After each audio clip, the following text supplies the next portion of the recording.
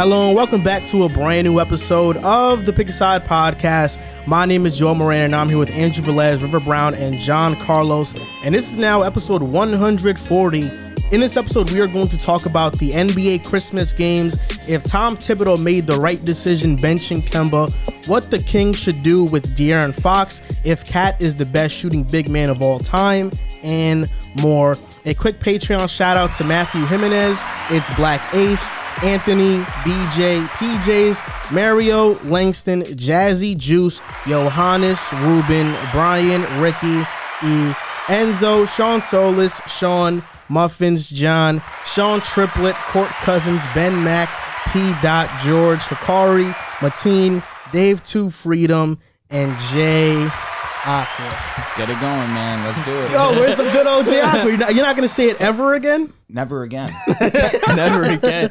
Until he messages me privately, yo, Drew, I'm sorry. He probably never will. And there he goes. He'll never be shouted out ever again except for this. Disrespected for disrespecting Hackensack. Correct. So before we get into the show, Spotify just released ratings for podcasts. So if you guys can go and click those 5 stars for us, it's much appreciated. We have some great news this week. We ranked as the 20th basketball podcast in the U.S. We ranked as we made the rankings for the first time. That was crazy for a national sports podcast in the U.S. We were ranked at like 184, and that's all thanks to you guys. Let's go, Pick a Side family. And I was thinking, this episode, the All-Star ballots opened up for the NBA, but this episode we aren't going to do that. But next week we're going to make our Pick a Side stars. Pick a Side stars, make our teams, make our lineups, and go ahead and throw us a follow on Instagram, on Twitter, at Pick a Side Podcast and at Pick a Side Pod. On TikTok, we got a graphic designer now. His name is Will Swanky. I went to Seton Hall with him. And Will has been tweaking He's been going crazy. In less than a day. Yeah, he's been going crazy. He's already solidified a spot on the Pick a Side roster. He's on our team for real. Wild. Before the show, we were arguing for a while because we were debating whether or not Cat is better than Draymond. Who's a better player between those two? Riv went with Draymond. Drew went with Cat. JC went with Cat.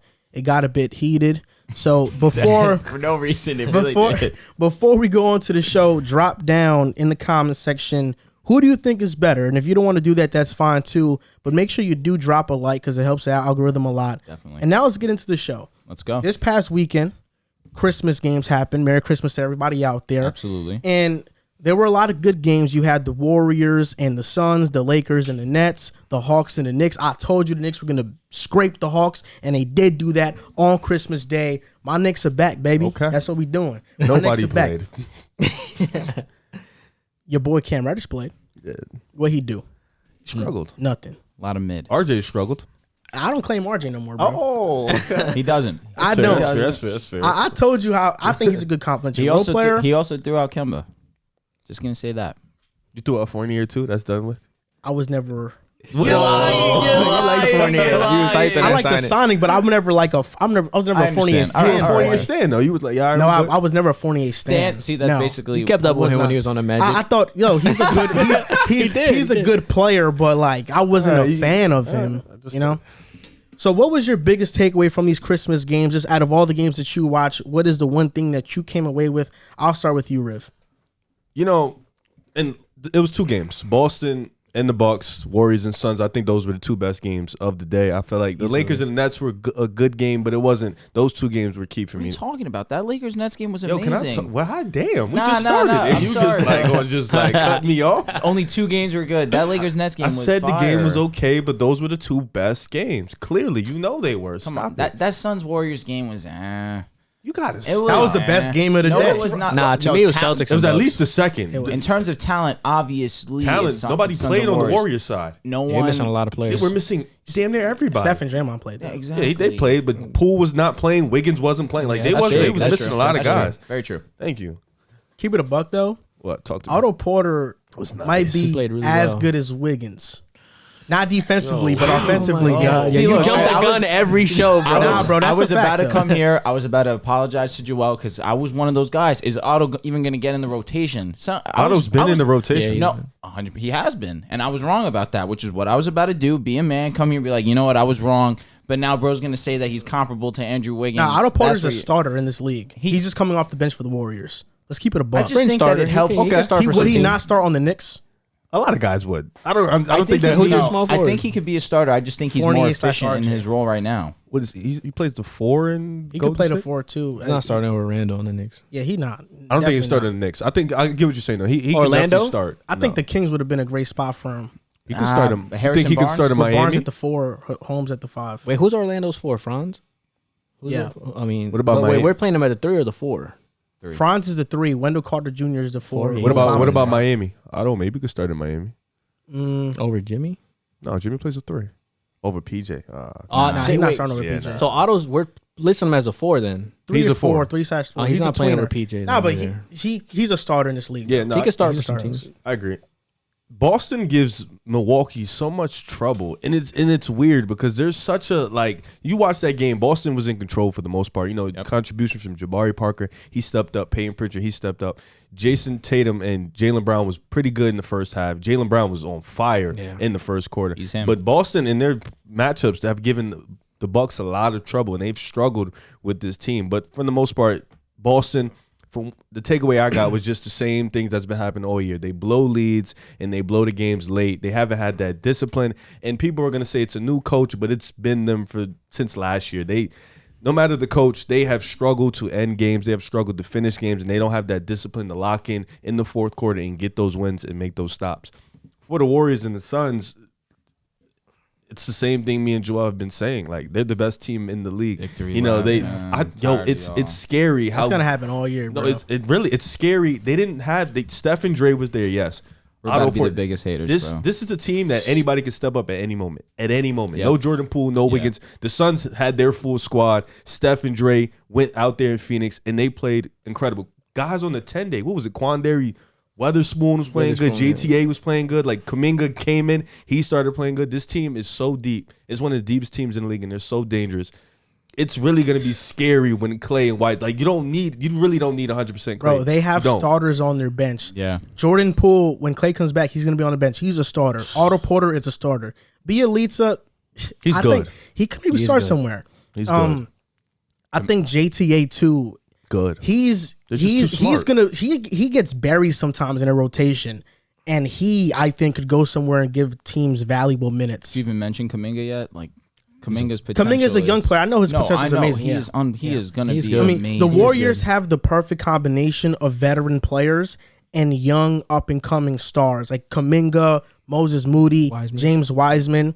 Like, for example, when you look at the Warriors right now, they have a chance to win a championship, and it's going to be like that for a couple of years. Yeah. But once Steph, Clay, and Draymond age, and Kuminga and Moody and Wiseman come into their own, they can start to backpack them, and it's going to be like a whole 360. Kuminga was guarding Chris Paul, and I thought he did a a fine really job good as a job. rookie. He did a really like good it's job. it's really going to be Kuminga. scary how this team, because he's learning from Wiggins and Draymond and Clay. Like, these are guys who play defense at an elite level. Maybe not elite for Wiggins, but at a great level. And this is guys they're learning from. Not to mention having the best shooters in the world.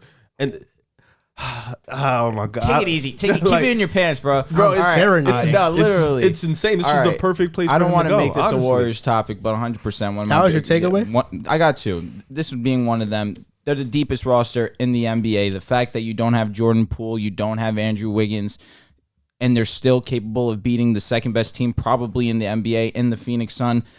Devin Booker didn't have his best game, and Gary Payton. to a degree, Gary Payton stepped up huge for sure. Otto Porter down the stretch in that fourth quarter was closing his eyes and making the ball. He was that hot. But the Suns, I don't want to say that they go when Devin Booker goes, but I feel like if Devin Booker's not hitting and it's one of those games where Devin Booker's just not himself, I think the Suns are not going to win 10 times out of 10 if they're playing a really good team. If they're playing a team like the Warriors and Devin Booker's struggling, the Warriors are going to beat them pretty easily. Utah, who I personally think the Suns are better than, if Devin Booker's not hitting, they don't stand a chance. And I'm not trying to, overanalyze this game and say this is going to be like this for the future. But we saw once Devin Booker went out, their offensive rating took a hit. So that's a concern of mine for the Suns in and of itself. Now, my other takeaway, my Lake show. We're going to get into We're going to get into them, but just to get a little minor thing. LeBron's still capable of dominating a game. That's my takeaway. Not winning, though. Unfortunately. He was in a huge hole. The fact that he even brought it as close as it was, Claxton put it on his head. That was unfortunate, but that pass was perfect. That pass was perfect. Because Harden spoke about it earlier that Harden threw the lob to Claxton and LeBron swatted it. He said that next time he threw it a little bit higher. Claxton got up. None LeBron could have done on that, but I respect him for going up regardless. But hey, great game. 17-0 stretch down the end of the game. Just didn't end up coming out on top. You guys lost. Hey, man. LeBron can still do it. That's my takeaway. And he still it's upsetting that we're probably the biggest disappointment this season. But we've reached the point where LeBron just can't carry you guys anymore. I mean, we saw it on Christmas Day. He can. No, it's just a matter of finishing. Victory. Like how he used to now. Yeah, like now it's not. You can't just say we have LeBron. We'll be okay. You will not be okay. And Patty Mills was lights out that game. But the fourth quarter, laughed we turned it on. When we said he could be 6th man of the year. Well, he's not. He's been starting a lot, so he's out of that award race. I did laugh. I apologize. And you laughed for Anthony Simons too. He's been killing. I'm still laughing. That one I'm still laughing on. Anthony Simons. We're gonna wait and see on that one. But the Patty Mills one, I do apologize. The best game that I was glued to the TV watching was Milwaukee and Boston. Like you guys said, Boston came out hot. I think they were up 15 to 17 points in that first quarter. But the thing that stands out with me the most that's different about this Milwaukee team that I've been seeing is, like you guys, I can attest to what you guys said, the championship level DNA that they have now. Now, if that was a game last year, I don't know if they make that comeback in the fourth quarter down 12 points. The Bucks turned it up on defense like I know that they're capable of. Boston didn't score for like the last 3.5 minutes of the game. And just the momentum was just shifted. It just shifted. Jrue Holiday was playing well. They beat Boston without many people say Chris Middleton is their second best player. I think he's established that he is, but on some nights Jrue Holiday can pick up the slack. Chris Middleton didn't have a good game. It was mainly the contributions of Jrue Holiday and Giannis Antetokounmpo that took over the top. Giannis had 36 points, I think 18 rebounds. He had an amazing, incredible block again, blocking Robert Williams at the rim. That play again. was crazy. And it's just like Giannis is that and one before that. That and Jrue one. Holiday down. Facts. It's just like these guys, like I just see a whole different team that like last year I didn't feel like I saw this type of team. Like last year when you were to tell me who was better between Brooklyn and Milwaukee, I was always like, Milwaukee, they have their problems in the playoffs. Now that they have a championship, now that they've won, they're definitely somebody that obviously as a Nets fan and everybody in the Eastern Conference should keep their eyes on. That last 4-minute run where they locked in on defense and then just proceeded to just score in any way they wanted to on Boston when they didn't have a rhythm going for most of the game is just incredible to me. I think losing PJ Tucker is huge. Yeah, definitely huge. But I think they gained more offense, though. I think getting Grayson Allen, and then now they have Dante DiVincenzo back. Pat Connaughton played really well, too, as well. I think getting Boogie. And I think getting Boogie late and showing what he can do. I think those three guys are going to be huge for them. And DiVincenzo, he can play defense. He can also shoot the ball. Grayson Allen, he's a scorer. So getting those guys, I think they decided, well, defense did slack with PJ, but we're going to up the offense. And now more spacing for Giannis, more spacing in general. And it just opens up the game for Milwaukee. Now they look like a more dangerous, more potent offensive team. Well, what did you guys think of that? Because you made a great point, and that's your way of looking at it. But do you think it was more of the Bucks having championship DNA, or the Celtics just not having a point guard that can settle down the offense? Little both. It's a little bit of both.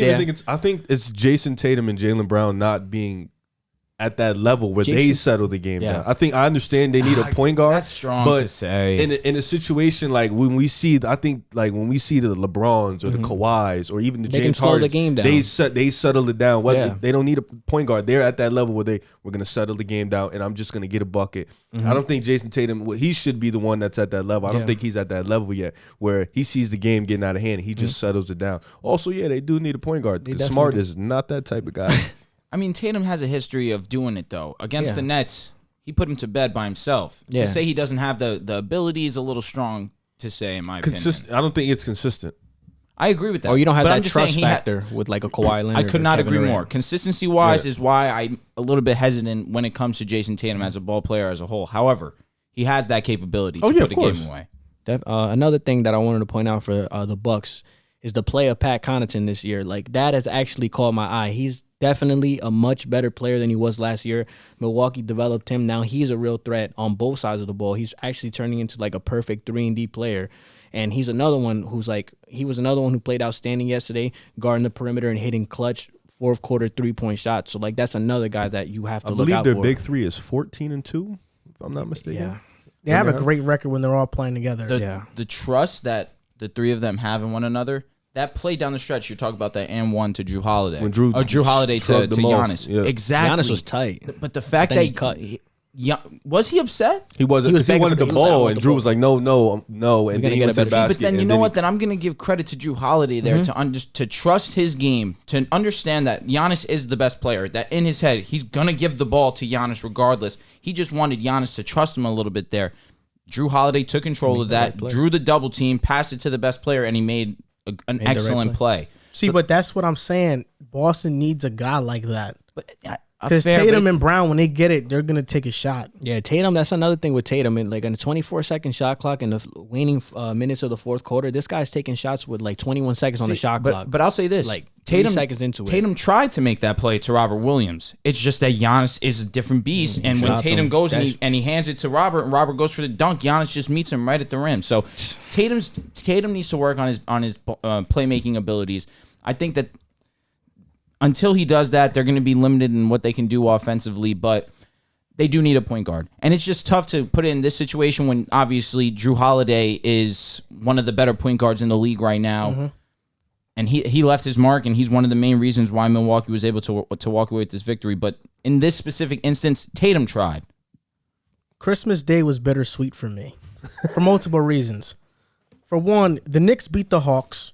That was a great, outstanding win. Definitely. But it's bittersweet because at the time in the offseason when we were previewing this Christmas game, in my mind, I thought the Knicks would be way better in the standings. We would have been the 3rd seed by now. We would have been running away, beating teams, and we would have been so RJ Barrett, 3rd-year leap, Julius Randle, All NBA, all this other stuff. A lot of wrong narratives in that right there. So, yes, we beat the Hawks, and, you want to say that Trae Young didn't play. Okay, whatever. We beat the Hawks with Trae Young when he did play, with Alex Burks starting at point guard. That's fair. That's fair. We also didn't have Alex Burks playing. He didn't play. You also, Mitch didn't play. Listen, that's fair. You also beat him last year in the regular season, and then, playoff time. I guess so. showed you- I guess so. I guess so. You know what I'm saying? I guess so. And because the Knicks are one of the more famous teams in the NBA, Yep. everybody loves to clown them when they're down. And right now we are outside the play-in, I believe. But the Hawks are like the 10 seed. I think you guys are 11 or 12. Yeah, we're right behind them. But the Hawks have not been good either. But you don't hear anybody slandering the Hawks and stuff. But neither here or there. And it was bittersweet because, I watched the game. Then I watched some Naruto. Oh, man. I'm at the Madara part. And Spoilers, bro. Man, come on now. I'm just saying. I was surprised to read the comments of the full episode podcast. Bro, they were loving so it. many people watch anime that are Pick a Side fans, and That's really cool. That's something that I love. I sure. resonate with you guys because of that bond over Naruto and Attack on Titan and all those animes. I love it. Then I went to watch Spider-Man on Christmas as well. I didn't really like the movie. No, I'm lying. I liked the movie. I didn't like the plot. And what I told you was true. I didn't see it yet, answer so back. don't spoil it. I didn't want to answer back because, again, people didn't watch the movie. We could talk about it. You haven't seen We it? have won't not seen spoil it. it, but am I wrong for thinking that? Yes. How am I wrong for thinking I that? will explain to you once we're off the show. Okay. Yeah, I didn't see it yet, so don't do that to me. But I'll say this. My biggest takeaway from NBA Christmas and these games, you guys mentioned all the things about the Warriors. Look, for me, the Warriors, I think it's pretty clear they're coming out of the Western Conference. The only team that can stop the Warriors are the Nets with Kyrie Irving. And even that, I'm really not too Milwaukee? sure. No, they can't beat the I Warriors. don't know, man. They can't beat the Milwaukee Warriors. is going to be They got the a medicine. force to be reckoned with. They can't beat the man. Warriors, bro. I'm going to be honest. They can't beat the Warriors. I mean, you got Drew Holiday is probably going to be playing defense on Curry. Whether it's going to be able to completely take him out of the game, I don't know. Oh. No, come on. Stop. I'm saying I don't know, but he's going to do a good job playing defense on him. Chris Middleton, same thing. what's really the Wiggins is fine. With what? Klay With Thompson. Middleton. Wiggins is fine. Klay Thompson makes things interesting. Klay's Who's playing fine, defense too. on Giannis? Is Draymond going to play defense on Giannis? They can build a good wall. I'm not gonna lie. They can build Draymond Green does a very good job on I'm Giannis. gonna make primary a defender. prediction here. Everybody's worried about Klay's defense. It's gonna be fine. I think so too. It's gonna Yeah, be it fine, is. and it's gonna be great level defense, and I think that's how he's gonna come back. I think the Warriors are gonna go to the finals, no doubt about it. If my faith in Harden is like, I'm such a fan that I'm thinking, if the Nets go into battle with them with Kyrie, I'm picking the Nets. That'd be But fun. the analyst in me is saying the Warriors are winning the championship. And I'm glad that I didn't let my bias for Curry cloud my judgment before the offseason because, Riv is going to say the Warriors are going to win a championship. He's a Steph fan. But coming from me, who I have been notoriously known for not liking Steph, for me to say that, it means a lot. I saw something in them that I don't know. It was just too hard to ignore. I'll still give you your credit, Riv, man. Thanks. Well, last year, did you say the Warriors were going to be the 1 seed? Hell no. I don't know. I said they man. make the playoffs. He said Steph for MVP, though. He did I say mean, that was pretty close. No, actually, no. You did- said Steph for MVP 2 years ago when he didn't play most of the year. I said last year too. I Oh, said it yeah. 3 You years in see, a row. that's what I'm saying. Yeah, you he- can't really ask. I'm gonna say Steph. MVP He's always every year. saying Steph, so Steph. That's facts. That's Eventually, it's gonna become right. You know what I'm saying? But I'll say this. This was my other takeaway, the biggest one for me. Julius Randle only performs in nationally televised games. And I'm not sure why. Interesting. These are the stats. Julius Randle has played in 10 national TV games this season. Okay, this He's season. averaging 25.5 points per game, 10.5 rebounds per game, 5.7 assists, shooting 48% from the field and 42% from three. In the 23 non-national TV games he's played in this year, he's averaging 17.5 points, 9.5 rebounds, 4.8 assists, and shooting 40% from the field and 30% from the three. Stinks. Julius Randle, when he's on TNT, on ESPN, on ABC, he plays big time to the point that Mark Jackson is saying, Julius Randle is here. He's a superstar.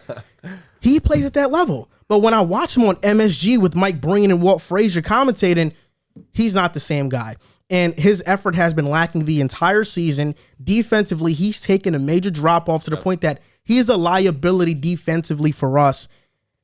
And he just has to step it up. Because if Julius Randle were to play like national TV Julius Randle, if he'd be playing like that for the entire season, the Knicks would have been a top 5 seed right now in the Eastern Conference.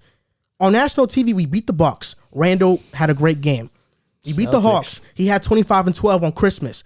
First game, Celtics. He had was a He had great 30, game. That was a 40. fire game. Like Julius Randle only was performs in cooking these that game. big time games, and he needs to do it every single game. That's debatable for me because we saw him on prime time in the playoffs. He was horrible. That's was the bad. reason why I had such a strong reaction. But this season, you're 100% right. I'm saying, okay, yeah.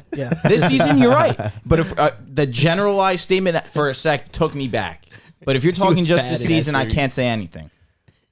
And I've been disappointed in Randle, so But I will give him his credit. When Julius Randle's driving to the basket and being aggressive, the Knicks are just a much better team as a whole. And we saw that against the Hawks. He was dominant in all aspects of the game, shooting the basketball, taking the ball to the rack. That's when the Knicks, in their entirety, are better. I mean, yeah, but the Knicks as a whole have been struggling. Oh, for sure. So it's, Fournier, you all can't just say, inconsistent. it's Kemba, just I'd say for Randall. the start of the season. no. But Kemba if was Randle struggling. would be playing like he was playing last year, we'd def be a top 6 seed in the NBA, regardless of RJ struggling and Fournier not being so good. How far are the Knicks out of the 6th spot? Probably I think we're like 3 games, possibly like 3.5 not games. I know from the 5th seed though, we're like 5 games back. The Cavs are the 5th seed. We're like 5 games back from there. No, yeah, you're not catching that. But, you never know. 6th, 7th, 8th, 9th, 10th. Senior. Bro, at the end of the day, I mean, that's your ball club. at the end of the day, I'm a fan, bro. So I'm gonna let you know if we catch up because we have a stretch of games that it's not too difficult. Winnable games? If we start What's catching winnable up, for you guys at this point? if we start catching up, this is all I'm gonna say. I'm going to be an insufferable Knicks fan again. Right now, my morale is down because the team is not playing well. I hope it stays that I'm way. I'm like a player in your 2K My GM. Once you don't give me a lot of minutes, my morale goes low. But you start upping my minutes, I'm gonna pick back up.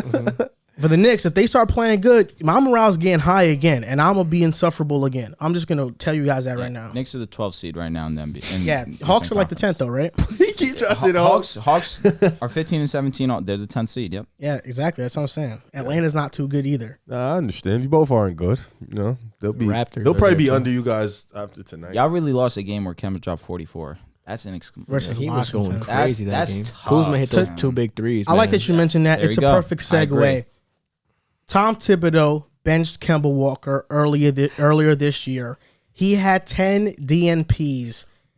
And ever since Thibodeau has inserted him back into the starting lineup, Kemba has been going off. I mean, since getting benched in the last 4 games, he's averaging 26 points per game, 8 rebounds, 7 assists, shooting 41% from the field and 39% from 3.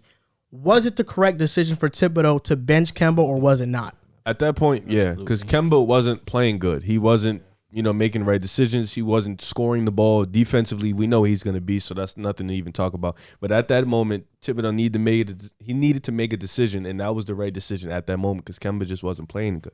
But at the same time, when you get benched, there's something in you. Like if you're a competitor and Kemba his spirit stayed up, he stayed confident. When you get benched, something like that lights a fire in you, and that's what happened. He got benched. He waited till his time came. 10 DNPs is crazy, but he waited until his time came, and then he got back in and he performed. And now it's about continuing that consistency. All that did was, honestly, Thibodeau did the right thing because all that did was just put a battery in Kemba's back. So now it's just about keeping the consistency. Can he keep playing like that? We don't know, but as of right now, he's been doing what you thought he would do when he got there. Be that type of Kemba, that scoring guard. The defense is going to be there, but the offense is going to make up for it. So I think Thibodeau, he did the right thing at the moment because he felt like he needed to change in the team. The team wasn't playing good. Kemba wasn't playing good. So he just needed an adjustment. But now Kemba's playing good, so now you keep him in the rotation. I put this poll up on Twitter, and most people said it was the right decision for him to bench Kemba. And I agree with that. I think it was the right decision. At the time, he was averaging 12 points and 3 assists per game. And his efficiency was good, but when you watched him play, he wasn't aggressive. He wasn't getting to the basket. He wasn't getting to the lane.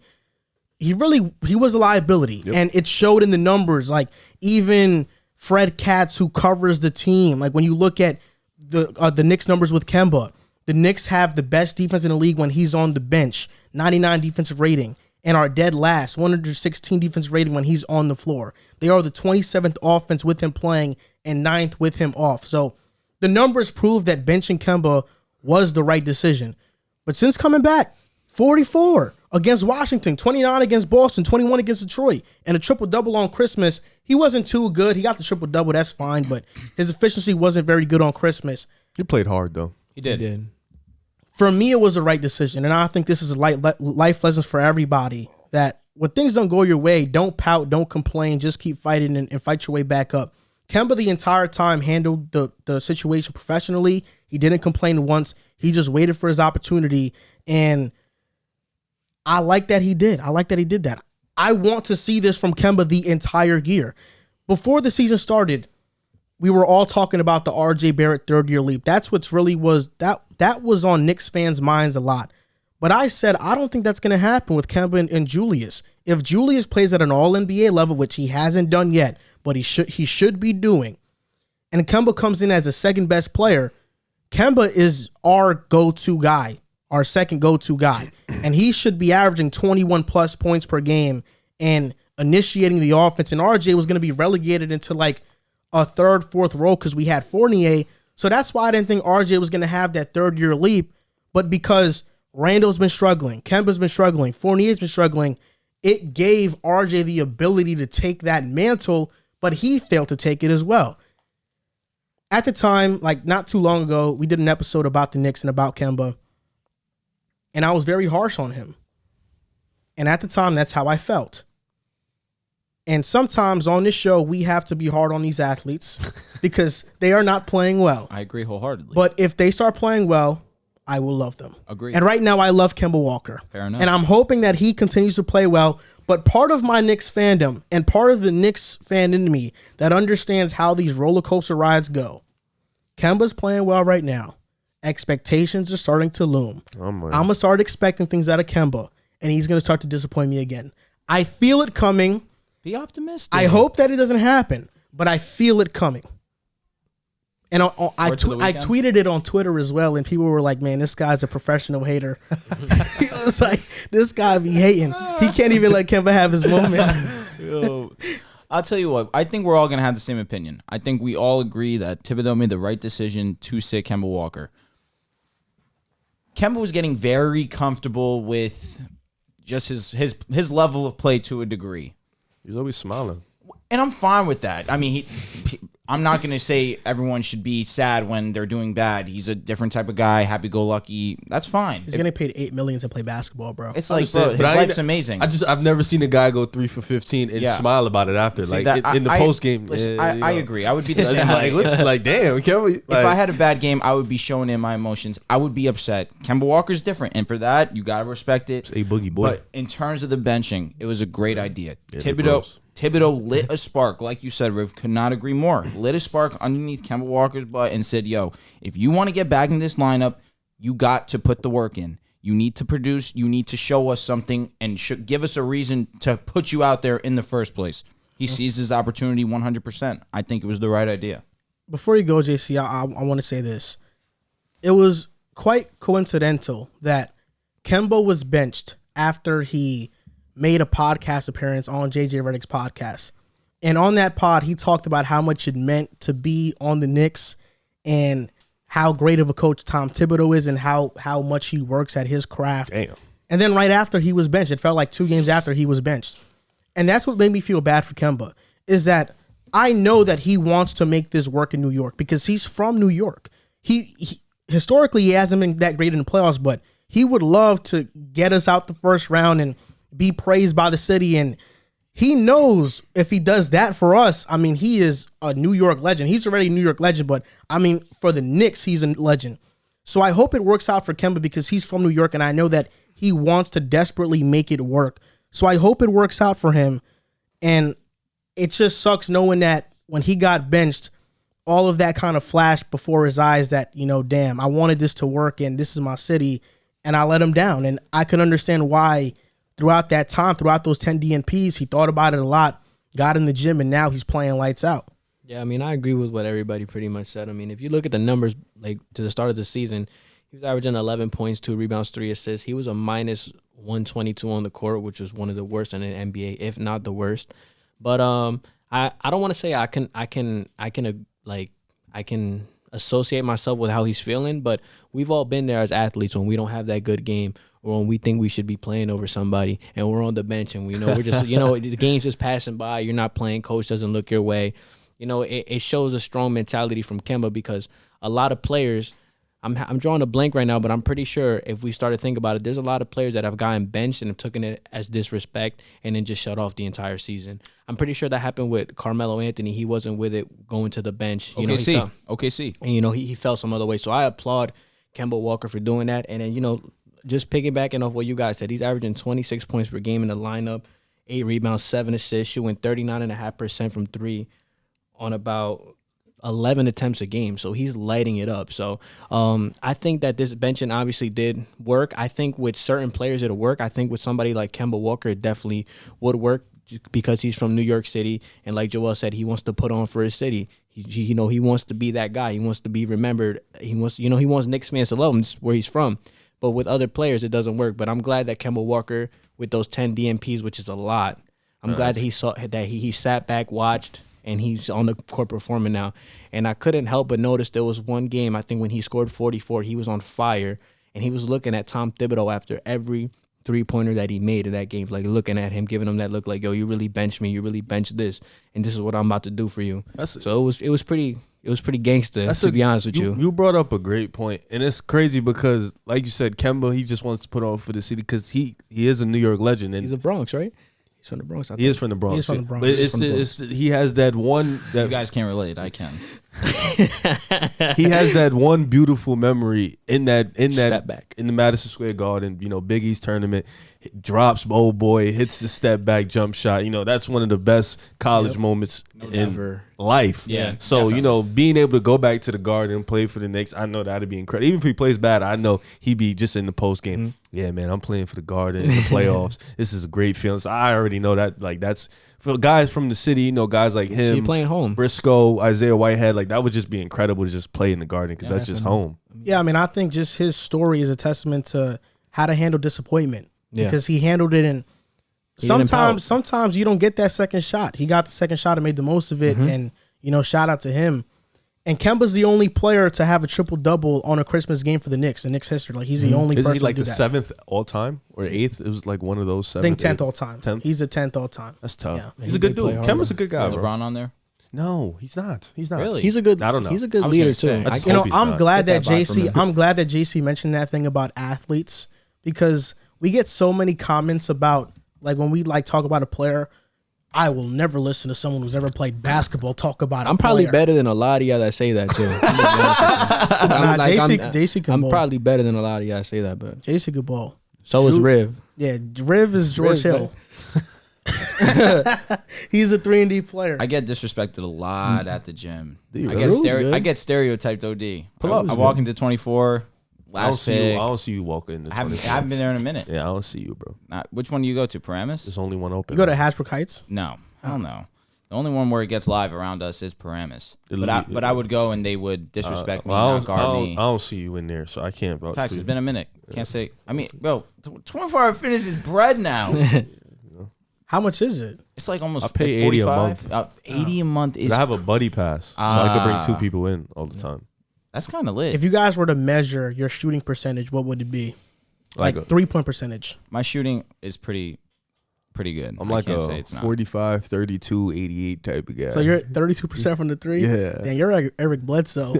Eric Bledsoe. How about you? Honestly, I think from the 3-point line, I think I'm anywhere from 37 to like 39. Like I'm a really good 3-point shooter.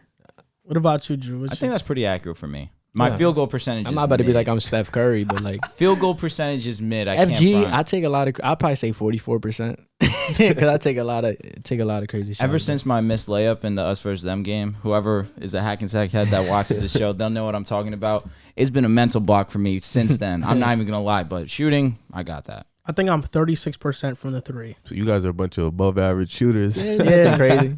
Yeah, nah, I live in the paint, bro. I ain't really going out there. I live in the paint. Because he's a bigger guard. He likes to post He up. said he's Eric Bledsoe. That's crazy. He likes to back down. think I He's- like to pass a lot He's though. Devin Harris. Passing is another strength of mine. Really? Yeah, and defending, but Defending? it's got to be quick. Yeah. My basketball IQ isn't very good, bro. No, I'm gonna be honest. really, Like when I'm playing, at least, like Uh-huh. no, I miss a lot of I stuff. think mine's is pretty high. I think For the so most too. part. for Like me when I used to personally. play AAU, like I used to be mad quick and stuff, but my coaches would be like, "Yo, you turn the ball over too much." I'm like, guys "Yo, are my Westbrook. bad." I just be like playing said at guys are fast as Westbrook. hell. I be playing fast as hell. I So used to Westbrook. play super hesitant. That's what it was for me personally. Then once Nervous. you realize, exactly 100%. Then once you realize, like, just play ball, and then you just open up your game a whole nother level. I definitely agree with Kemba. Like as like feeling that way because as an athlete, when you know you're better than somebody and they're playing over you, that eats away at you. So Bro, let me tell you guys a quick he story. got his opportunity. So performing. me and Keith are on this AAU team, right? we're playing for Wayne Powell, right? So we're playing with the upper kids, so we're not getting a lot of burn. We're going through practices, and I'm getting frustrated. I'm like, yo, bro, there's like 5 guys in this dude. I'm on this team. I'm better than. So we're going through the motions. We're going through practice. So we go to this one tournament, and we get into this game. So first half, I'm like, yo, bro, they could use us. Keith's like, bro, be patient. Stay the course. So I'm like, all right, bro. And then it goes in the second half. We start the second half. I'm like, yo, bro, if those 2 guys get in before me, I'm pointing to them. I'm literally pointing. I'm like, yo, those 2 guys, I'm going to take my jersey off and I'm leaving. So we're chilling. I swear to God, all my life, bro. The coach looked at me, walked past me, and picked those 2 guys up. And he said them. I looked at Keith. I said, I'm out. Keith said, you're not dead ass. I said, all right. Took my jersey off, folded it, put it on the bench, and I literally went out there to watch them. And they lost. I went out there. like, Bro's on the bleachers. like I was so pissed off, bro. And then the coach, we had the little meeting. Now he was like, River, that was the most disrespectful thing I could have ever seen from a player. I'm like, bro, you disrespecting me while putting them bums in. Like they were horrible, bro. gosh. Like it was. I was so mad, bro. I respect you doing what you did. There I was had to. yeah, At least he but folded there's it. ways of going about that. Nah, I understand. I was 16, bro. No, facts. You're a kid. I had to. You acted and I had the way to, that you felt. when I said it to Keith the first time, I had to keep up my word. So it's Let me like, just give it to you. That's it's like, I that's had real. to keep my word. That's so I was real. just like, At least he folded it, yo. I asked Keith, I was like, you coming? Keith's like, nah. And then Think he's getting the game? Yeah, he said he got in the game. I watched the whole game, but Keith said He he didn't? He did, but he tried to say he had like 10 points. I was like, nah, bro. I was watching the whole game. You had 10. You had a little layup. We was getting smoked out. Nah, bro. It's not like when I played JV in high school, bro. That's what made me stop playing basketball, bro. Bro, it's terrible. Like when I was playing JV, bro, I was a sophomore. I was at Garfield, bro. I felt like the point guard in front of me, he was not as good as me, bro. And my coaches had this dumb philosophy that like they didn't want anybody shooting threes. And that was what I was kind of best at. So every single time I practiced, like, you know, when we would do a drill and the ball would be dead, I would just shoot and I would make it. And they would still be like, nah, like we don't want anybody shooting threes. Like they wanted us to be like the Grizzlies, mad constructed team, strict, run plays and stuff. And I'll be honest, like when I played high school, when I made the team, they gave us the playbook. I didn't look at the playbook once. I'll be honest. I just did it. I just like was going off of memory when we practiced and stuff. So I didn't do the best that I could as a point guard, but I knew the person in front of me wasn't better than me, bro. And that's what really made me stop playing ball after that. Just the politics that went into high school basketball. I just didn't like it. Just turned me off. Even the 7th, 8th grade teams when we had in the middle school, they gave us a whole playbook. And I told my pops, I'm like, bro, I'm not reading this playbook, bro. We're in 7th grade. Why are we getting a playbook with all these plays and these mix arounds? You learn young. Nah, I couldn't even. No, that's a fact. But like in hindsight, I should have looked at the playbook. That's a fact. Like I feel like if I really studied the playbook, like, you know, whenever in hindsight, you always think you could have done something better. Of course. Like if I looked at that playbook and it became like a Chris Paul maestro point guard and know like where everybody is at, I would have definitely started. Coaches, another underrated thing is coaches can definitely kill the love for the game that you have. In hindsight, I wasn't reading that playbook. That's 1,000% true, right? Coaches could really kill. I want to say this coach's name so bad right now, but I'm not gonna say it. It's all right, man. I'll just real quick and then we'll go on to basketball.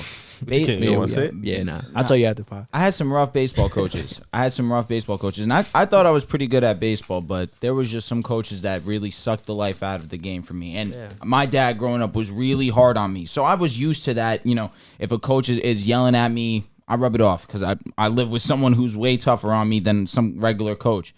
But it was just different ways of how they could bring a player down. It's coaches don't realize that you need to coach every player differently. And if you're going to coach the same player the same way, you're not going to get the best results out of your team. And that's why you see a guy like Bill Belichick who says, I cater to each player differently. However, if I feel a player needs to be handled a specific way because they're acting out of character, I'm going to do that. But if I also understand, if I have a loose cannon who's a great player, I'm just going to let them do them because you just can't change people. Yeah, that's why I feel like a lot of high school coaches aren't good coaches because when you look at high school coaches and the way they coach their teams, they cater to the best players. Yep. Like it doesn't, this guy could be struggling. Or the known players. This guy can be struggling in class. Oh, I'm gonna make sure he cheats his way out. All of that, the politics that go involved that are involved. But if you're an actual coach and you want to have a complete team, you have to cater to everybody on that team to develop them to their maximum potential. If you just look at these guys right here, then once they leave, your team's gonna be bad. And that's what happened to Garfield. Like my sophomore year, the entire varsity team was made up of all seniors, and they were all good. They went to states. Tough. Then after it was like Hackensack. My freshman year and senior year, they were then all after seniors. It, when the younger players came through, I mean, they haven't been successful, and that's because they catered to those stars. They didn't cater to the other players that were supposed to step up into those roles. So, that's how high school is. It's a lot of politics, and so is college. Like, just in sports in general, coaches are going to cater to who they relate to the most, because that's how it is. If I'm a coach and I see a younger version of me in the player, then I'm gonna kind of push them a little bit harder. If I see potential in them, I'm gonna push them a little bit harder. Mm-hmm. And you kind of forget about all the other players. But my high school coach killed the game for me, bro. Yeah, it sucks, especially the ones that just are always angry. They like, you make a good play, you dive, you make a hustle play, you contest a 3-point shot, you chop your feet. They don't give you a round of applause for that. But like, let's say you turn over the ball or you're late on a rotation. Oh, they're just like, you gotta add like motivation to your players too. That definitely helps. Monty Williams is a perfect example of that. So I play men's leagues, bro. They're funner. I do what I want. Exactly. Tell me what to do. I hadn't played baseball for 5 years. Came back. like Alex I never Rodriguez. left. But Alex Rodriguez. Yeah, nah, I was doing my thing. But you realize that, you know what? I don't have this pressure of having to worry about playing good. I'm having fun now. And then you start to see yourself actually I'm playing mad for well. like maybe 30 minutes because we lost, and then I'm just going home. That's it. Exactly. chilling. There's no real pressure on you anymore. I will you say enjoy one it so thing. much more. My coach did do one thing that I agree with him 100%. I'm a short dude, right? So when I'm guarding a point guard, I think the ball turnover, it was turnover. It might have been me. I don't know who it was. They were on a fast break. They were about to shoot a layup, and I went and jumped to block it. Yeah, Real. And then my coach is like, "Why are you jumping? You're not gonna get it." Yeah, that's I was like, "Yo, he's right. Though. I'm gonna stop fucking jumping." Facts. I You was didn't like, see the effort though. Like, yeah, I was like, nah, because it's funny fouled because. him? No, I didn't foul him. Okay. It's funny because the optics is like when you're jumping and you're in the air, you feel like you're much higher than you are. But like if it was recorded, the ball was probably here. My hand was like probably here. And he's like, "Stop trying to block it." And I was like, "Bro, next time I'm not even gonna jump." Like that's facts. Like they got the bucket. I'm gonna just let them get the bucket, bro. he might yell at you like That's that what happens too. in the NBA though. Like if you see somebody on a fast break Sometimes and they they're let 'em go. alone, they just like, "Yo, they got the bucket anyway." Like there's really no point. Just get the other. Depends on possession. who it is. That's why Danny Green injured Klay Thompson. Klay Thompson had Facts. the wide open lane. Danny Green. Danny came. Green injured him. Danny Green. It was in the Danny finals. Green. It was Danny Green. Wow. Had a breakaway, and then Danny Green just jumped and just. I mean, it wasn't a dirty play. I don't think he but made it though. Did Klay make it? No, he didn't. No. Yeah, Giannis see you in the fast break. He not letting you I get was that about to say the same layup. thing about LeBron. Yeah, he not letting that happen. Reputation is everything. Facts. And a player whose reputation was under the mud for a long time was No JaVale doubt. McGee. 100%. Because of Shaq and the Fool, that's why I got into the beef with Shaq, because Shaq would show lowlights of him, and he wasn't that bad of a player, but yet the narrative around him amongst fans was that he wasn't a very good player. Now with Phoenix, he's getting a great opportunity to be their backup center and make a meaningful impact. And the Suns view JaVale McGee as a missing piece to a championship puzzle. This was quoted by an article written by Mark Medina, who works for NBA.com. And Rev, you had very strong feelings about this. I laughed. Because when I sent the article to you guys in the chat, Yeah, I Rev was like, "Are you serious?" Put laughing emojis. And I want to know why you disrespect JaVale McGee so much, man. No. Why do you disrespect the Suns? Oh, my That's the goodness. real question. Anything the Suns do, you're disrespectful. That's a fact. You think so? Oh, no. I know so. I just don't see how. So we consider the Nets and the Warriors championship contenders, right? Yes. And we consider Phoenix one of those. Okay, guys, thank you. One of those Thank people to you. be championship Agreed. contenders. Yes. I don't see how a JaVale McGee puts you over the top. They had needs. JaVale McGee Giannis- would definitely put the Nets over the top. He would help us out a lot. Forget about that though. Think Forget about hold the on, finals. I don't know about put us over the top, but he would definitely help us out a lot. Think about the Definitely. finals. Hold your Giannis horses. killed them. They Hold your had no horses. depth at the big position. So you're telling me JaVale McGee is the guy that's Can you- this is the missing link for. There's a not much of a championship? drop off when DeAndre Ayton leads the game and JaVale enters. There's not, but I don't think that's the guy that offensively puts and them rim over the top protection-wise. to beat the Warriors. They have. You know what they I'm saying? needed Like, interior depth, and he's one of agree the with you. better. Not I'll say over this. the I'll top. say this. You're right in the Warrior stance because the It's the Warriors West. are a different team this year than they're just Correct. on a different level. Jazz. If last year's Nets had JaVale McGee, Championship. the Bucks don't advance past Oh, them. you're saying Nets? We're not talking about. Well, the them Suns. too. If the But Suns if had the them, they Nets, went- if the Nets had JaVale McGee, as a starting center, yes, against Giannis. the Bucks don't win in the second round. He's better than what we were throwing at Giannis defensively. You had Blake and Claxton wasn't And if strong enough. JaVale McGee was KD there was getting fried. in the Sun KD was series, getting fried if JaVale McGee was KD. playing, By who? by Giannis. KD wasn't guarding him. There was times where he was. KD was. Oh yeah. if that happened. JaVale McGee was He on was the cooking Suns Giannis back. in the finals last year, That's facts. the Bucks don't win a championship. They don't. Wow. Why The do you Suns believe still that? win. Why do you believe that though?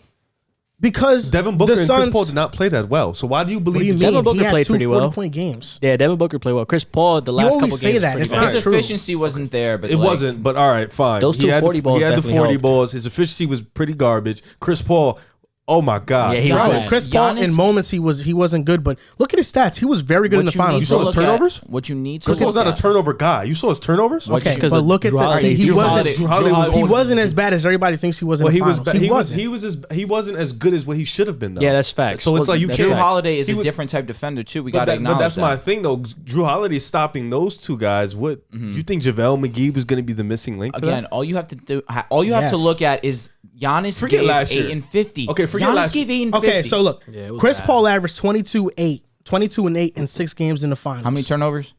I'll show you right now. It's loading up right now. His percentage. He had 21 turnovers in 6 games. Okay. He shot 55% from the field and 52% from 3. No way. Yes, he did. In the finals, he did. That's what he did. That's his total. How was Chris Paul? How was Chris Paul bad in the finals? Wow. He wasn't. That's his Average total. around That's like his- 4 that's his turnovers. total. Wow. Average more than That's 4 eye-popping turnovers a right game. there. That's No, I not know the best. that's not you don't. But Chris Paul did play well. It's So- not like he was a liability. Well, he had Nobody ever said he was live. no, he Yeah, had turnover. no. He had turnovers at inopportune times. This is That's why a fact. JaVale McGee would have made a big difference. For one, we have to start putting respect on his name. He's a 3-time NBA champion. He dead is. He is. Won 2 with Golden State, won 1 with the Lakers as well. He was a huge part to that Lakers chip as No well. doubt. Yeah. No And doubt. he's a U.S. gold medalist, bro. He just won with the team this past offseason. Did you forget? Nah, he's a gold, bro. I just He remember got, the he got resume is 4. nice. He got 4 championships. No, I remember he was on the team. Okay, JaVale McGee has resume is that. nice. Giannis in the finals averaged 35 and 13 and shot 61% from the field. When Ayton was not in the game, it was a major drop off because they were playing small. You couldn't play Jalen Smith there, so they were playing Crowder or Cam Johnson at the 5 or Mikal Bridges, and they were guarding Giannis, guys who were 6'7", 6'8", and don't have the mass that Giannis has. Can I ask a question? Ayton had 5 fouls in games 3 and 6, and Dario Saric tore his ACL in game 1. I remember that. Who he was their backup center. With Ayton in that foul trouble, McGee comes in and it's not a drop off. It's not. He's a rim protector. It's He's better 7 foot. defensively, too. He's lengthy. Yes, and It's better defensively. whenever we've had a Suns topic on this show, I've always talked about how JaVale McGee this year has been more impactful than DeAndre Ayton. Yes, Ayton has more potential. I think he'll be better in the long run. If not, he's a better player right now. But McGee has such a major impact, and he actually wanted to go to Phoenix because when the Suns whooped Denver's ass last year, McGee was on Denver. Yeah, I remember and he was like, man, if I played there, I would be used so good. I would be rolling so hard, and I would just make a huge impact on their team. And that's why he chose to sign with the Suns. This is what McGee said. People aren't shooting a high percentage at the rim when I'm there. The fact that they got DA in foul trouble in the finals, there wouldn't have been a drop-off with me coming in as a backup. This year, McGee's averaging 11 points and 7 rebounds, 10.5 points, 7.4 rebounds, shooting 66% from the field in 16 minutes. He would become the first player in NBA history to average 10 and 7 in under 16 minutes in NBA history. McGee, His per 36 would look crazy. his per 36, 16 times 2, that's 32 minutes. His per 36 is probably 20 plus and like 14. Let me add on That's to really those good. stats too, because in terms of field goal percentage allowed within 6 feet of the basket per year, 2019, he allowed 51.9, 2020, 50.4, 2021, 46.9. League average is around 60%. So these numbers are fantastic. Yep. So in terms of helping guard Giannis, 100%, I could not agree more. There is not that much of a drop off once Ayton leaves the floor and he comes in. Bro's real quiet because I'm waiting to ask him a question. All right, let me hear this question. I wanted to ask my question. Oh, that sounds amazing. You were quiet. No, You yeah, were very because quiet. he was spitting facts, and he was about to spit facts. But all that doesn't really matter because the Bucks are in the East, and we're talking about right now. In the West, they have to see the Warriors. So it goes back to my question, which is the question is, how is JaVale McGee taking them over the top to beat the Warriors, a team who plays small and is the most dangerous small ball team we've ever seen? How? Oh, you don't have an answer. That's interesting. You want to know how? Suns can go small. I will tell you this. But then it deviates your point of saying JaVale McGee is the missing JaVale piece. But in McGee can terms of guard the going to- perimeter. He can step outside and guard. Once in a while, he could do that. Why can't he do that? once in a while. The Warriors are the only team that I say, man, it's just going to be hard to beat. Jazz? But They got Jazz, the Jazz too. I think they can beat got the Jazz. That's an even matchup. I would love Even to see matchup. that Don't say series. they got Even them. matchup. I'm Don't not. say they got I'm not. them. Even matchup. This That'd what I'm be We've saying. seen even. Utah in the playoffs. This what I'm That- saying. There's none even. With the acquisition of McGee, it gives them a way better chance to beat the Warriors than if they didn't have him. How so though? Because it's not a drop off. You don't want to when go. Ayton I get it. gets out the game. The game plan for beating the Warriors has been, go big, pound them. No, I didn't mean to say it, but go big. You know what I'm saying? If you have an elite big, but you have DeAndre Ayton and JaVale McGee. Those aren't elite bigs. They don't have an elite offensive game. These are not bigs you give the ball to. Like DeAndre, he can do it, but when McGee comes in, it's straight oops or nothing. There is no give JaVale McGee the ball in the Offensive post. rebounds? Yeah, offensive rebounds. Yeah, but He's this good team, at getting offensive Warriors rebounds. box out extremely well. and they play defense. This isn't, and then you get JaVale McGee on switches with Steph, with Clay eventually comes back. Now you have him searching, running around. It's going to be difficult. You know you what have you're to play not. small. You know what you're not mentioning. You're not mentioning how big of an impact McGee has had on DeAndre Ayton's development. And the games well, Ayton right now is averaging 17 and 11. That's the most he's averaged in the past 2 seasons. What has he helped Ayton develop? I hope he's helped develop him. He's helped develop him as a roller defensively. 100%. I felt like Ayton was a great roller before. No, he is great, but he's even better now. Correct. DeAndre Ayton has even told McGee, he's even told the media that McGee has helped him develop in various aspects of his game, and McGee is always in DeAndre Ayton's ear telling him things about the game, IQ-wise. So DeAndre Ayton's getting better, and the games that Golden State has faced Phoenix, Ayton has killed Golden State. And they're 1-2 against him. Okay. So what? 7-game this series, was also man. with D-Book having a rough game. D-Book's not going to always have a rough game. That's true. That's fair. It's their best player. And D-Book came out that first game and they still won. Yeah, you did. So I'm just saying that's fair. It's that's not fair. That's fair to say. D-Book, obviously, we don't expect him to have as many rough games he had the last one. But I'm still confused on where JaVale McGee is the missing link for the Suns to win a chip. You need interior depth, and that's not what when he you play provides. the Warriors. I guess. Listen, the Warriors were. That's who we're priming them up against, because you believe that Utah has no shot, which is weird to me. I think Utah has a But shot. the Suns are I'm not just saying saying no shot. I'm just the saying Suns I'm are just taking the saying Suns. we believe JaVale McGee is the missing piece to a championship puzzle because he completes our team. I don't think so. He does. Even against Brooklyn, if they go small, if Kyrie eventually comes back, which I hope he would, and they have Kyrie, Harden, and KD out there with a small ball lineup, you got JaVale McGee out there. That's a problem. JaVale McGee would help out Brooklyn tremendously. No. He's talking about if Phoenix versus if they're Brooklyn facing each other. finals. They're facing each other. Phoenix and the Nets. Yeah, no, Phoenix and the Nets. Yeah, with JaVale McGee on Phoenix. Okay. Yeah, that's a major problem. They're gonna have to go small. But it's not fair. It is fair, because the big three of Kyrie Irving, James Harden, and KD is the favorite to win a championship. For me, JaVale, I understand the missing. Is he the best backup big in the league? Yes. All right. Yeah. So that counts for something. He's only gonna be useful for teams that have a big. I feel like a Miami, Utah, Denver, like he's going to be crucial in those series. But in a small ball series, you don't want him. Not saying you don't want him out there. He'd be useful, but I don't think he's going to be as impactful as you guys think he is. Just look at the Suns as a whole. They have depth at the guard position. They have depth at the forward position. Now they have depth at the center position. That completes their team. That's JaVale. But I don't think it's the coming in missing piece to a degree. Last season, their biggest need was depth at the big position when Sarge went out. Than this year. But I'm just talking last year. They're basing their analysis off last season. Okay. And that's a fact. Because he was the missing piece of their puzzle last year. They would have won if they had McGee last year. I 100% believe that. I don't know. Like, you could say that. I don't know. Like, I don't know. I really don't know. I have this picture in my mind. Like, I feel like Giannis could kill JaVale McGee. Yeah, Giannis could kill anyone. I don't think. But he would definitely help though. Because DeAndre Ayton having 5 fouls, that's not ideal. Putting smaller guards on him either, or small forwards on 17 of 19 from free throw. He was getting to the line. He was ridiculous. Who's stopping that? But I'm just saying, DeAndre Ayton had to struggle. Like he was struggling. He's a very against big Giannis. guy, McGee would definitely help. He's not though. stopping 17 for 19 from the free throw line. But he's not going to be fouling him as much as Ayton was potentially. No, Ayton wasn't even fouling him. It was the other guys that was in the game. A little bit of both, but yes, I agree. I don't know. I think he would help against man. I mean, I think Giannis would still kill him, but you know, just having that backup center who, when we see statistically, there's not much of a drop off offensively, and then defensively, you're just adding somebody who's a better rim protector. So I think it makes sense. I don't think it'd put them over the Warriors, because like you said, I think their small ball unit is just ridiculous, and we've seen them embarrass centers like Rudy Gobert and anybody else who's known as a paint defender. So I don't know. I mean, all right, you're right. Have to see. Giannis, would dominate McGee. Giannis. But hold up. He's giving him 30.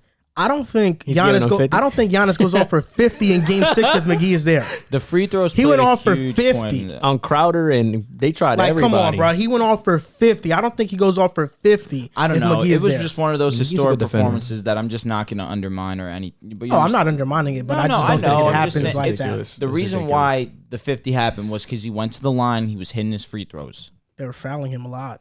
And surprisingly, he had the greatest free throw performance in his entire career. Ayton was in foul trouble in Game 6 in a crucial game. Correct. McGee steps in. That's a whole different story. It's a whole different story. You guys, All right, you guys think? I think I don't know. Right, I think you're kind of underrating the McGee thing a little bit just because you're focused on the Warriors. And you hate the Suns. Bro said I'm underrating JaVale McGee. You are.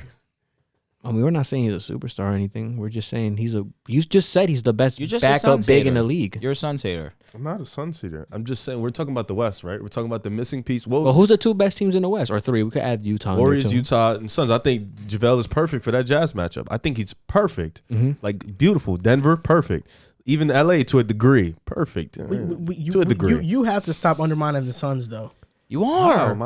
Because even I'm undermining JaVale McGee. I would admit that wholeheartedly. I think Golden State, they would get by Phoenix in the playoff matchup, but it's not what you think it is. It's not going to be a cakewalk. You're making it sound like a cakewalk. Wait, how did I Like make it sound like a 5-game series? How did I make it sound like a That's how you cakewalk? make it That is a even ask 6-7 game series. Yeah, I didn't even ask me what the series would be. What the Nah, the way you're series- talking. Warriors in 6. I have Warriors in 6. It's a Warriors in 7-game 6 closer series. to 5 or closer to 7? What does that mean? That's a good question. No, what does you that know mean? what that means exactly. I You know don't- exactly what that means. But if they get Clay and Wiseman back, and it's I like- think it could. I honestly I could think see a I'm world where bugging. they beat them in 5. I'm dead ass. I can see a great 5 games. I can could- see that. yeah. I can see a I great could see 6 it. games. I wasn't thinking about With Chris Clay, Paul, man. nah. Steph Curry owns him. Why you say huh like that? Steph Curry owns him. Yeah, bro, y'all gotta understand something because y'all think I'm undermining the Suns. It's not that. I just think the Warriors are just, bro. They don't have Clay and Wiseman, and they've been dominating the league, bro. They're just like they're bringing in another 40% 3-point shooter, bro. Like, why are we confused about That this? also Is not takes hard. away from Jordan Poole's minutes. Like, But it doesn't take his away. minutes. But his Clay minutes is so, cut a lot. Clay is can so seamlessly just be put in the offense and just say, "Yo, bro, eventually you're gonna find your shot." So Jordan Poole, it's not like he's gonna lack in his. They're gonna touches. rest Clay, Jordan too. Poole's gonna But get Jordan his Poole's touches. gonna get his So it's not gonna be burn. anything different. Wiggins is still gonna get his touch. Clay is gonna be fine. You just, yo, bro, we're gonna get you a little screen. You're gonna get yours, and then we're gonna let these guys do their thing. So it's like I don't understand. Yeah, Like, that is funny though. The Warriors go Yeah, it's small like, and yeah, that's what JaVale I'm McGee saying. trying to guard the perimeter. yeah, like you got come Now, on, JaVale bro. McGee would also get his buckets though. Yeah. On the other end. Oh, he'll dominate them on the Yeah. glass. I've seen it happen. He would dominate them on the glass. You act like Dominate? You go yes, small ball, bro. yes, he's a good He's rebounder. averaging like 16 rebounds per 36. Who's getting boards over JaVale McGee on the Warriors? When the Warriors go small, nobody. Nah, probably nobody. Yeah, okay. Smart. Probably nobody. How about Wiseman? That'd be interesting. Nobody's talking about him. Bro, He's gonna exactly. be a You big act factor, too. like the Warriors have Kayvon Looney, and when Wiseman comes back, they're gonna have Too bigs big, too. Yeah. The Warriors out rebounded the Suns last game. Okay. Who had, And the Suns were healthy. 42-37. Yeah. I mean, know. It's not that bad. No, it's hilarious to me No, that but you, it's not that y'all bad. just told That was me. a close game though. No, but y'all just told me. But who had time of who won time of possession? Because that matters. Who won time of possession? What? Who had time of who had the ball that's a good more? What the question. hell? I don't think it's gonna tell me that right here. I just was like this total Wait, why'd you rebounds. say what though? Like that don't matter. Because what does that matter with rebounds? What do you mean? You said more, a team misses more, a team has the ball more, then that's gonna fluctuate the stats. And you're saying it's like 50. Well, let's see. You made it seem like it was like a 15 advantage. the it's Suns. only The 5. Suns took 2 more field goals. Yeah, The that's fair. Warriors Okay, that's fair. are at 83. The Suns are at 85. So this whole domination thing. How much did McGee have? Now, how much more did they miss though? One team Like- was 40 for 83. Well, how much rebounds did McGee have? So wait, the Warriors were 42 for 85. There's the Suns were something 40 for 83. How much rebounds did McGee have? I'm about to tell you right now. What's the percentage? If he had double digit rebounds, he's like It's not the same. He had, I think, like 6 rebounds in like 10 minutes. He had 8.7 rebounds. In how many minutes? He played 12 minutes. Come on, he bro. played 8 12 points in But why did 12 he play- minutes. But why did he That's play pretty 12 good. minutes? In 12 minutes? Why did he play 12 minutes? Bro, Yeah, Vucevic, they ran him off the floor. Vucevic He has played done that 12 for minutes. y'all They in ran him off 30 the floor. minutes this But why year. did he play 12 They minutes? ran him off the floor. If you Why did watch he the play 12 game. minutes? Okay, They ran him off the floor. But he was, Let's be not the honest, you they know, ran him off the he's floor. he's one of 2 players on the Suns in that game that has a positive plus minus, right? Yeah, I Plus understand. 7. But there's a reason why he's only going to play. He's not going to play that But when much when he they play the played, he was Warriors. a positive impact. No, I understand. Yeah. He does that, but he's not going to play that much when he plays the Warriors. So this whole missing piece thing, still trouble. It's still confusing to me. Look, I think we're right in terms of most teams, but in terms of like the Nets and the Warriors, I'm with you on that. I don't think why we should talk about But anybody in else. general, though, it's a huge. I think addition to their Utah team. perfect. Nets and Warriors. Even like the Bucks would be good. the Bucks perfect. I agree with you. The Bucks would be perfect because you need guys down there for Giannis. Like teams like that, Philly, that's perfect. Yeah, that's great. Like Versus Denver, the Bulls, perfect. right? Right. Not that it matters though, because we know the Bulls ain't getting You there. are a 12 seed in the NBA and you're still talking. Like, how is that? Like, what's wrong with you? Like, you are the 12 seed, bro. But I'm saying, like, teams like that. You know what I'm saying? Like, teams that go small. It's McGee. Come on, bro. You know Harden's my guy, bro. So you got to mention that first seed. I'm Nets all day right now with James Harden. Fair. You guys have one more win than us. Cool. That's fair. Come on now. We're right behind Some you guys. self-respect, Joel. With James Harden, James Harden's my guy, man. Y'all don't think Phoenix should? Have some Y'all don't think Phoenix should have got another wing, I don't think so. No. another 3-and-D I defending think wing? Dad Young would be okay for them. Yeah, like No, something. I need him off San Antonio. Him I getting think no they're burn fine, is though. beyond No, I me mean, right instead now. of JaVale McGee. Bridges, Cam Johnson, Jay Crowder. I think they're good there. I think so too. I think that's I think perfect, so, too. actually. Cam Johnson's been balling Dad lately, Young too. would be a good person to Yeah, go small Dad with Young's the another Warriors. guy. That's what I like, think he could would be sneaky get traded perfect. to another Like a players. guy like that, where now you have that, like what we were talking about with Utah. He'll definitely get They moved. needed something to go small with. I feel like that is, or just somebody that could Or do I that. think They go small a with couple Bielitsa teams. too, right? He could stretch the floor too. Damn, There's that's going to be a tough. couple players that are going to be on the trade market that aren't Sabonis and LeVert and Young. Miles Turner that are very, very good. Joe That's Harris. like Thad Young, Eric Gordon, That's good. Jeremy Grant. good. Like these guys are possible. Harrison Barnes could be moved as well. I would like And to these see are all Barnes. guys that could make a Harrison humongous Barnes. impact. He come to the net. Stop. Harrison Barnes goes to the Suns and beat the Warriors. He gonna get revenge. Imagine. Dudes is not beating them, bro. The reason they lost What? to the being the reason that they won. What are you saying? In 2016, he was a breaking OD. Oh, He yeah, shot he like missed 25% for the three. That's exactly happens. what I'm saying. You didn't mention this team when we talked about the McGee acquisition and how it could help them against this I team. said Heat. Oh, okay, you did say it. The Miami Heat. You know, they play big. They got Bam Adebayo, and they got a hidden gem in Omer Yurtseven. Do they play big though? Miami? I don't feel like Bam plays big. In height, they're small, but they play big. Okay, yeah, I get what you're saying. 'Cause they're mad little. Because Bam is And Miami, That's a great way to put it, actually. Miami is definitely a top 3 team in the Eastern Conference. They're currently the scary. 4th seed. They're 21-13. But we can all agree that it's the Bucks, Nets, Heat, and you got the Bulls outside looking, and they're not on that level. We cannot all agree. You Personally, we cannot stop all sleeping agree. on this. You got to stop putting this Yo, down I like was that. just thinking the other day of I just saw the picture of everybody that was out on Miami. Butler, Tucker, Vic. Yeah, everybody's gone. Yo, that is scary. Yo, that is scary. And Morris too. That's scary, bro. The Heat have won their last 3. They have won 7 of their last 9, and notable wins against Milwaukee, That was Chicago, a big win. and Philly. You know, they put it to Chicago, and I was happy. I loved every minute of it. Why?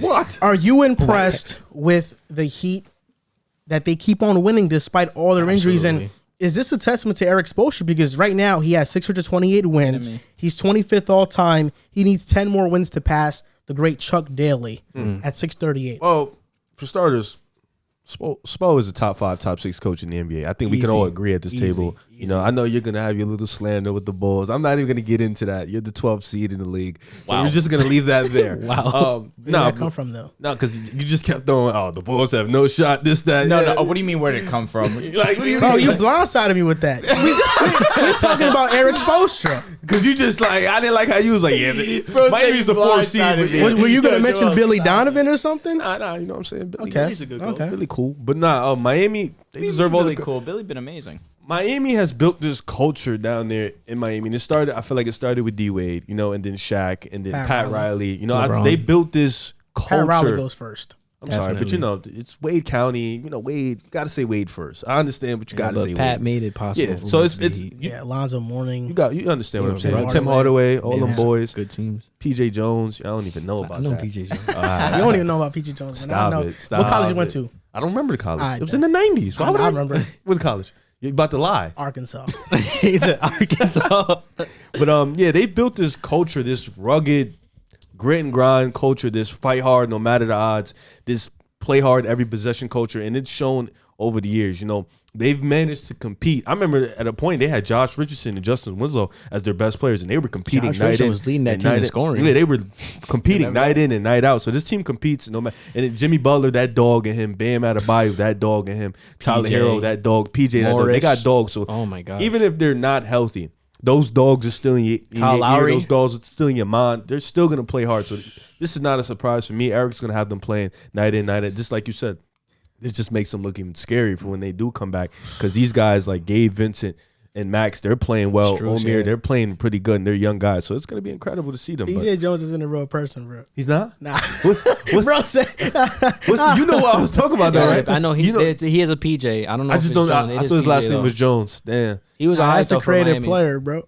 That's a creative. Bro said PJ Jones. I'm looking it up. Nobody's coming up. because his name is PJ. I thought his last name was Jones. Man, you also what college you go to? He asked me, but you know it's funny. They both agree with me. Like, yeah, I know him. I'm smart. I'm not stupid. I'm like, who the hell? I was like Arkansas. I was joking. PJ Brown. There it is. PJ Brown. That's what it was. PJ Brown. Okay. He got my last name. He definitely went to Arkansas. He looks like a Jones, doesn't he? His name is PJ Jones. Jones. He was alright. PJ Jones on a Perry Jones. You remember Perry Jones? Yeah. He went to Louisiana Tech. Yeah, you were all wrong. Nah, I was close. What? Arkansas, Louisiana Tech. They're not Bro, they're not close. I finished. Okay. Oh, so it's my turn. My bad, bro. I'm sorry. You guys just got lost. You lost me with all that PJ Brown talk. That being that's said, not a real player. He said PJ Jones. You agree with me? I knew who he was talking about. I thought he was talking about, you know how in those old classic 2K teams they be having a bunch of generic guys. The white guys? Yeah, that's PJ Jones. He was like, yo, I know him. I remember him. y'all are stupid. That being said, we got to give credit where credit's due. Tyler Herro, credit to Max Strauss. While these guys have been absent, these two have taken their opportunity and absolutely maximized it to the maximum potential. Tyler Herro has been bugging out, scoring in buckets, 25-point games. He has just been a different animal this year. He should be the leading candidate for Sixth Man of the Year. It should be a lock by then. Like, Tyler Herro has been like that this whole season. Should be in conversation for most improved also, but that's neither here or there. Max Strauss, shout out to him. He has taken a Duncan Robinson type role in this Heat offense these last couple of games, and he stepped up huge while these guys have been out. Jimmy Butler missing 12 of the last 13 games, and the Heat are still having success. Now Jimmy's back, and it's only inevitable until Bam Adebayo comes back also.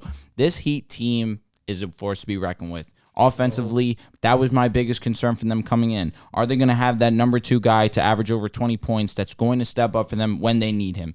Tyler Herro has been that guy. And when you have this offense that is clicking like this, you have this defense that is as potent as the Miami Heat defense is. And we haven't even seen Victor Oladipo step to the floor once this season yet. They're showing their depth. And this is also a credit to Eric Spoelstra, like you mentioned earlier. We need to start speaking about Spoke being a top 3 coach in the league. You said top 5, top 6. That's fine with me. Spoke is as good as... Who are your top 3? I probably would put... You said Spoke? Spoke. Spo. I know. Where's the K in his name? Is it Spoelstra? Yeah, Spoelstra. I'm pretty sure LeBron called him Spoke, but regardless, That's Spoke. LeBron. You're not LeBron. But that's my guy, so I'm Yeah, but a he rival. coached them, so like they can talk like that. But why can't I? Because you don't know him personally. That's just you telling me something that's just going in one ear and out the other. I don't really care. Got you. He got you there. He got you there. That was Thanks, tough. bro. That was tough. So regardless of that, probably top 3. I'll probably go Popovich, probably Kerr, and then Spoke right there. Do you think Kerr's a better coach than Tyronn Lue? Just asking. I probably would say that, yeah. I mean, you brought up he asked this question on Twitter one time. You kind of be bashing Kerr as a coach. That's Kerr is is top 3. No, but Kerr's not a bad coach though. I don't think he's top. The way he right communicates now, with he's his Remember Monty's- when we I think thought? Monty's Remember better. when we thought Nick Nurse was a top 5 coach? You were on that crazy. I was. I think Monty's Nah, bro, better I than mean, Kerr. he was the I don't- second I seed don't without disagree with Kawhi. that too much. He's still a good I coach. just think He's right still a now- good coach. I think Monty's better than Kerr. That's So what about Tyronn Okay. Lue? We was talking about. We was raving Hey, about. hold up. Because he brought up this question on Twitter, and I actually want to ask 2 questions. Before, let's just real quick though. Mm-hmm. You put this poll on Twitter. You said rank these coaches: Eric Spoelstra, Mike Malone, Quinn Snyder, and Tyronn Lue. Rank these coaches 1 to 4. I'll start with you. What was it for again? Eric Spo. Eric Spoelstra, Mike Malone, Quinn Snyder, and Tyronn Lue. Spo, Lou, Snyder, Malone.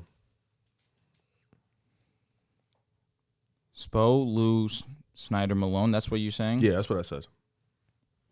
I don't disagree too much. I'm gonna go. I think I'm gonna go Lue, Spo, Snyder, Malone. No, I think Tyronn Lue's an amazing Come coach, bro. on. I think And, Spo and Lou Dude, can be interchangeable. Tyronn Lue gets so underrated Just as the head think coach about how in this every game. single season Spo has someone new that is breaking out. It was Bam, then it was Tyler Herro. Now we got Bam Matt. was a lottery pick. No, but Bam has taken a huge leap in his He has, game. but gotten better. He He's was gotten supposed to do that. Okay, though. fair enough. But Don't do regardless of that, that. he maximizes on, his bro. players. No, He gets the maximum I agree out of with his you. players, and his player development is among the best in the league, if not the best in the league. Okay, all these coaches are great. I think Mike Malone is last though. Yeah. Yeah, I think we all he has had to him be last. We go over, he's last. It's really hard for me to not put Quinn Snyder top 2. You know that Regular just, season-wise, even though his I adjustment think making is Tyronn Lue questionable. in the playoffs, look, because Tyronn Lue has proven steps more in up the in the playoffs. playoffs. Snyder is 3. Has to. I think Lou proved Two- it last year.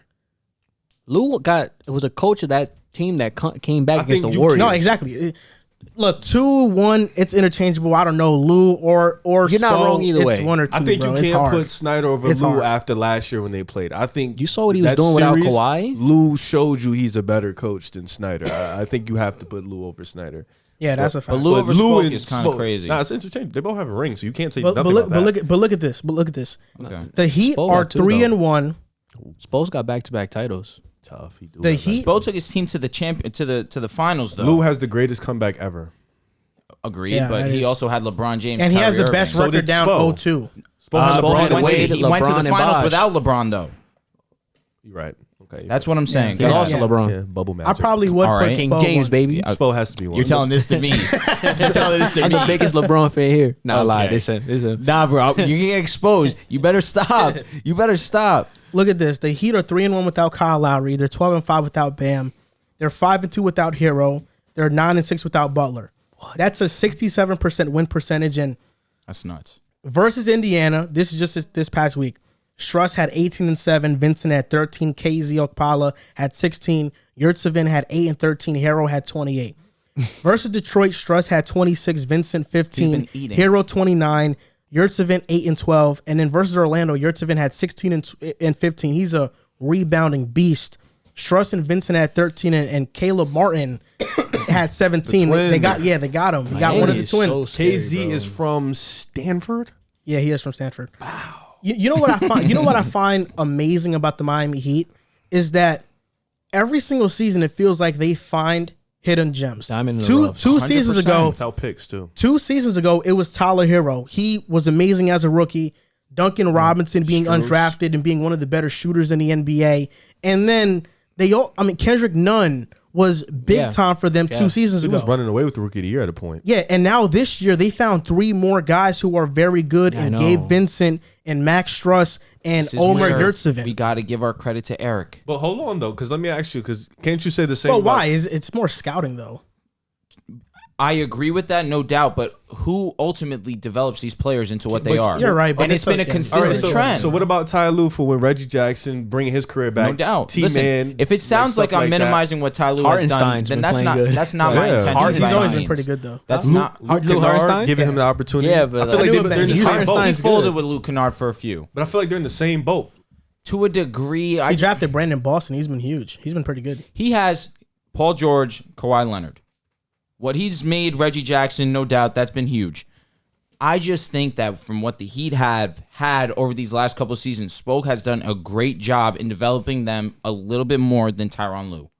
I mean, All right, a little bit more, that's fair. I think we can just agree in saying that They're 1 and 2. Tyronn Lue and Eric Spo should do an amazing job. great the coaches. Heat, Great and coaches. The Heat. I mean, their culture. It's been known for what it's been for years. I mean, even back in like 2015, Hassan Whiteside Yep. came onto the scene Yep. out of nowhere. That was a baller. He did his thing. So the that Heat, game, the he Heat got are triple-double known. block. The Heat are known for getting these guys out of nowhere, and they become very good NBA players, and they deserve a lot of credit. And that's why fully healthy, like I think they are a top 2 threat to make it out the East. I think they can beat anybody in the Eastern Conference. They're that good. and defensively, that's really all you need. Is it too far to say they can beat any team in the league? No. When you have defense, and again, my concern was Yeah, offense. look, Golden State's on a different level. I'm gonna continue to say that. I think Golden State is on a different level than everybody else. Miami's defense I'm not is a- sick. I'm not buying it. It yet. is. It's sick. So is Golden State. No, I'm though. saying though. That's I what mean, I'm saying. you're but right. You're right. it's And sick. PJ Tucker on Curry. You know how that's gonna go. What is it gonna go? Because I'm not gonna lie, he hit a not step in back not three. in favor of 30. I'll tell you that.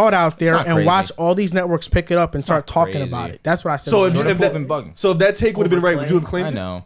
How, That was a bad take. How would it have been right? If Clay doesn't start and Jordan Poole start, would you have said that was my take? Keep it on it. no. Yes, it yes, wasn't yes. a take. No, you would That you was would a you lie. would be forced to say that you thought about it though. No, you would I be thought forced about to be it, like, bro. oh, I said that. And I said that bro, a while ago. when we did the show, I said I was watching the game and I had this thought. I never said this is what's gonna happen. This is Yeah. what should happen. Okay. No, I never said that. we got to bro. get Draymond Green on the pod terrible one day. thought. He has his own show now. We got to get Draymond Green on the pod. one day. He might laugh at It's us. not. You don't like his show? No. I'm laughing at what You know Rose that said. you know that the I watch podcast it. the podcast his network is on is the Volume. I don't know if you guys know about it, but the Volume is a podcast network that Colin Coward founded. And Yo, owns. Draymond Green he's a really interesting player off the court. Like I Smart like dude. I like watching Yeah. his He's the basketball Richard podcast. Sherman, in my opinion. He's really smart. That's close. bro. Yeah, I think that's a very good comparison. Yeah. Entertaining. Yeah. Yeah, Richard Sherman. What about this guy? What take have you had that's bad? It's been a few. Mine's been straight biased though. Cam so- Reddish takes. Well, all of his camera takes suck. Yeah, so far right now they're not that good. That's pretty much it though. Hold up, I gotta look because I just want to see some NBA teams and I want to remember. I did call Herro for 6th man of the year though. You did. I remember you saying that. that's I give you that. I think I said Jordan I Clarkson. get no credit for that either. That's I kind of said messed Jordan up. Clarkson. No, you said that too. I'll give you a take, but your Carlisle take was so bad. Come You got on, you bro. need a few more. I'm to sorry. Like, I try to be unique. Y'all are being basic. Whatever. Oh no, you're Josh Giddey take. what's my Josh Kitty take? That he was mid. Yeah. What is he? He's been mid so far. No, he hasn't, bro. He's been come on, 0 bro. points. The youngest player ever. All right, with he had triple 0 double. points, 10 rebounds, 10 assists. What do you mean? Oh my God, you're he's here- 0 for That's 8. such an ugly stat. I hate that All stat right, line. but you love Draymond Green for doing whatever he does. He's a 3-time champion. And What's wrong with? Don't he's do a that. rookie. He's a rookie. Well, You the put him take for hasn't even stat lines. completed yet, though. But you're saying you said he was like, who cares about No, it? I hate that stat line. I hate it. I hate Oh, it. you were wrong about Sengun. What am I wrong about? but The You said rookie that year? you said that he wasn't going to be that good, right? That's another fact. I said he wasn't gonna be a star. Discriminatory That's towards what I European said. Nice. players. Yeah, but pretty good. I said these two guys weren't gonna be a star. He just swears. Well, up wait, actually, his take that was right was about Portland. What do you say about? I That know. they wasn't gonna make the playoffs. They killed me for that. They're the I'm 11th seed right getting- now. No love. They Another killed. thing I said. Yo, they killed me for that. Nah, they didn't kill you for that. I don't think I posted. I killed it. you. I killed you for that. No, in the comment section, some guys like this guy said that Portland not making the playoffs and Luka leads his team's better than Dame. He's like, get him off the show. I mean, That's kind of crazy to a degree. which one of you had the Clippers as a playing team? It was one of you. I Oh, didn't. that's me. Yeah. I probably did have him as 5th playing seed. team. I had Kevin Durant as MVP too so far. That was my pick for MVP. You know that they're just 1.5 games above Minnesota, who's the 9th seed. who? Clippers at the 5th seed. I know everything. They're is gonna so, go down because Paul George out the next month. Yeah, Everything is so. Timberwolves are gonna make up ground. Yeah, we'll see. Timberwolves are my going to be the Lakers 5th are. The seed. bro. Nets I are hope they- beating I the hope Clippers they know tonight. Okay. All right. that. I don't know. Beat us. Wait, hold up. Thinking about it now, I don't think you make many takes. You just react. I do. He reacts. He doesn't make takes though. He Boring. reacts. You know what's a bad take me and him had, and it didn't age well, was when we said Dinwiddie was better or just as good as Gordon Hayward. That take sucked. Because Dinwiddie's Love having being a on the right side of horrible history. year. Nah, he's been. He's that averaging take has 11 been so points. bad. Gordon you Hayward's said- averaging 19, Or when 5, you and said 5. Levert can do what Middleton does. Wait, how is that? No, that's a thought. That's not a Chris thought. Middleton. Come on now. Come on now. That's a thought. Come on That's He's a like, thought. Joel was like, "Come on, bro. Levert's a really good scorer, bro." Come on, bro. Went tooth You and know he's nail. averaging 24 in the last 6 games. I saw Yo, that. Levert, he was cooking. Zach. Congratulations. Yeah, I was he's mad. doing what he's man. doing. Zach- I think I have like one take that's probably gonna fold this year, and this is my Atlanta take. Oh yeah. Oh, Yeah, that's probably the one that's gonna. That's a fold. lot of people. well, I mean, yeah. other Oh, than that's another Joel. take I had that they were going to get out the first round. Oh, I won that take. How did you win that? I said Atlanta was gonna beat the Knicks. I said that Atlanta was What going are to you beat the talking Knicks about? too. What are you talking about? No, he's Nah, talking about different this ta- year. Yeah, he's talking Oh, I'm this talking year. about this season. I said Pardon me. Atlanta's not going to get past the first round this year. You also okay? Yeah, They you might not be make. right. Yeah, you Man, might they're be gonna right. make the playoffs, but I think they'll still make the playoffs, but Yeah, who knows? Slotted. right now they'd be slotted to play either Milwaukee, Brooklyn, or Miami. We have so a that take's gonna age well. This table has probably a combined 15 L's right now on takes. Yeah, I we think together. it's that much. I think it's lower. Well, he has 4. What are you alone. talking about? So, and you I have like I have- 3. I have That's 2, I 7. have 2. How do That's I have 9. 4? I'm sure I have about 3, I have- 4. Oh, something. but to answer your question, I don't think Jordan Poole's in the MIP conversation Really? because John Moran has been going crazy this year. I don't think John Morant is And he Des- still What about I Darius think, I Garland? think Yeah, Desmond, he should- Darius LaMelo Garland Ball? too. Tyler Hero? LaMelo Ball too should be there. Tyler Herro. I don't think a bench player can win MIP. Why though? I don't know. I've never seen a Wait, bench hold player up. win Are we not MIP. mentioning Desmond Bain? Oh, 100% agree. I think him too. So I 100% think Jordan agree. Poole's pretty. I don't think DeJounte Murray. Oh my gosh, There's a lot of guys, Facts. bro. Yo, Miles been Bridges. bugging. Miles Bridges. Yeah, I think Jordan Poole's pretty much out of it. Oh, you I know wouldn't what? say out of it. The Warriors he's are not the gonna one start seed. soon. You know, me and Drew were wrong about we were saying that Harrison Barnes could sustain 22 points per game for the whole season. No, I I said just that said for real? I didn't. No, I said don't that he know was why. a good baller. Oh, you did? I thought I said that for real. Like Joel, whenever we were talking about it, like he would just never take it serious. No, he just said Why would I? Joel just used to disrespect Harrison Barnes. All he used to say is, "Yo, you're your violating him." Holmes take was dead. Why? Holmes Allen. Jared that Allen is is an dead. all-star Yeah, this that year. take is dead, bro. And all right, we came Yeah, out that and spoke take about is that dead, already. bro. We came and spoke about that already. Yeah, that's another one. Damn. Yo, Drew. If you guys remember takes that we said that weren't Drew, good, step drop your them game down up. in the What are you comments. Let us talking know. about? I have my Lakers take, which I'm a fan of. All right, if you Rick really Carlisle wanna- takes stinks. that's the one. So you're 0-3 right now. How about the I'm Sacramento, online. the dark horse Rick, Sacramento? Lakers, and then the Lakers one, doesn't count. in Holmes. Yo, It's three. dark Holmes is a beast. 0-3 though. But come on, you not have to a take that beast, out. bro. You have to take that out. Stop Jared Allen, it. He's a Jared good Allen is player. clear. He's not for a me. Come beast. on. You Turn think, on do you think Jared Kings Allen can make the game. All-Star team? Yeah. Yeah. I want him to. Jared Allen is going to make the Jared All-Star. Allen's I clear. love Yeah, Jared he's Allen. clear. He for is. him. I love He Jared is. Allen, bro. He is. He is. Brooklyn fans love Jared Allen. I just, yeah. I just love your players like Karis LeVert and Allen. They did I- not for like Dinwiddie. Dinwiddie. They did not. I like Dinwiddie. I didn't see a lot of Nets But you fans know what? liking I kind Dinwiddie. of I didn't with the way he left. Like I felt like he was being mad selfish. He And wanted now, his bread. and now he's like, now he's not performing well, and it's like we gave that guy a chance. And I you know, was he just made his name never a with big us. fan of Dinwiddie because he And he always thinks talked he's about better the than he Knicks. was. No, he always talked about the Knicks too. As a fan, like I don't like that. Like when you're another player, you're just constantly talking about another team. He would always try to talk about the Knicks. It's just like weird. I feel you. I feel like we've pretty much been 50% on our takes though. This guy? Oh my gosh. I can't get with it. Maybe. Okay, we have to go back and look at the catalog. I mean, my defensive player of the year take is not going to be good. Well, What it's is it? because my guy got injured, Bam. but You said he got Bam. injured, so that's I not said going to. Draymond. So that's not going to age well because Bam got hurt. I'd be cheesing though. Mine's extremely biased. Bro, I don't know. Like, I really don't remember you making any takes, bro. That's why I can't think of any on the top of my head. Because I always go first. You always What does forget that have to do with You anything? always forget the first guy. Is that true? Yeah, you guys know never that's remember what I say. We just always remember what you guys No, say. it's just I really don't think you ever have takes. I think he just reacts. How about Yeah, the he's boring. How about the Maple Mamba? Oh yeah. he was. You big. said I'm boring? Yeah, man, you're boring. I'm all right. I got something for you. I'm Like you know what his takes are. It's like, okay, when we have a topic, is Anthony Davis not living up to expectations? Riv would be like, yeah, he's not. You know, that's like your take. Okay, I see. So it's not like you ever like, okay, Yeah, look, you, I got, you don't have much prediction. you don't ever have like You're a not bold. prediction. You guys are exposing me. Okay. You don't have much prediction. I'm gonna start 2022 January. From January, I'm gonna start making mad takes. All right, I like that. You I like need that. to stop Why? because you're just.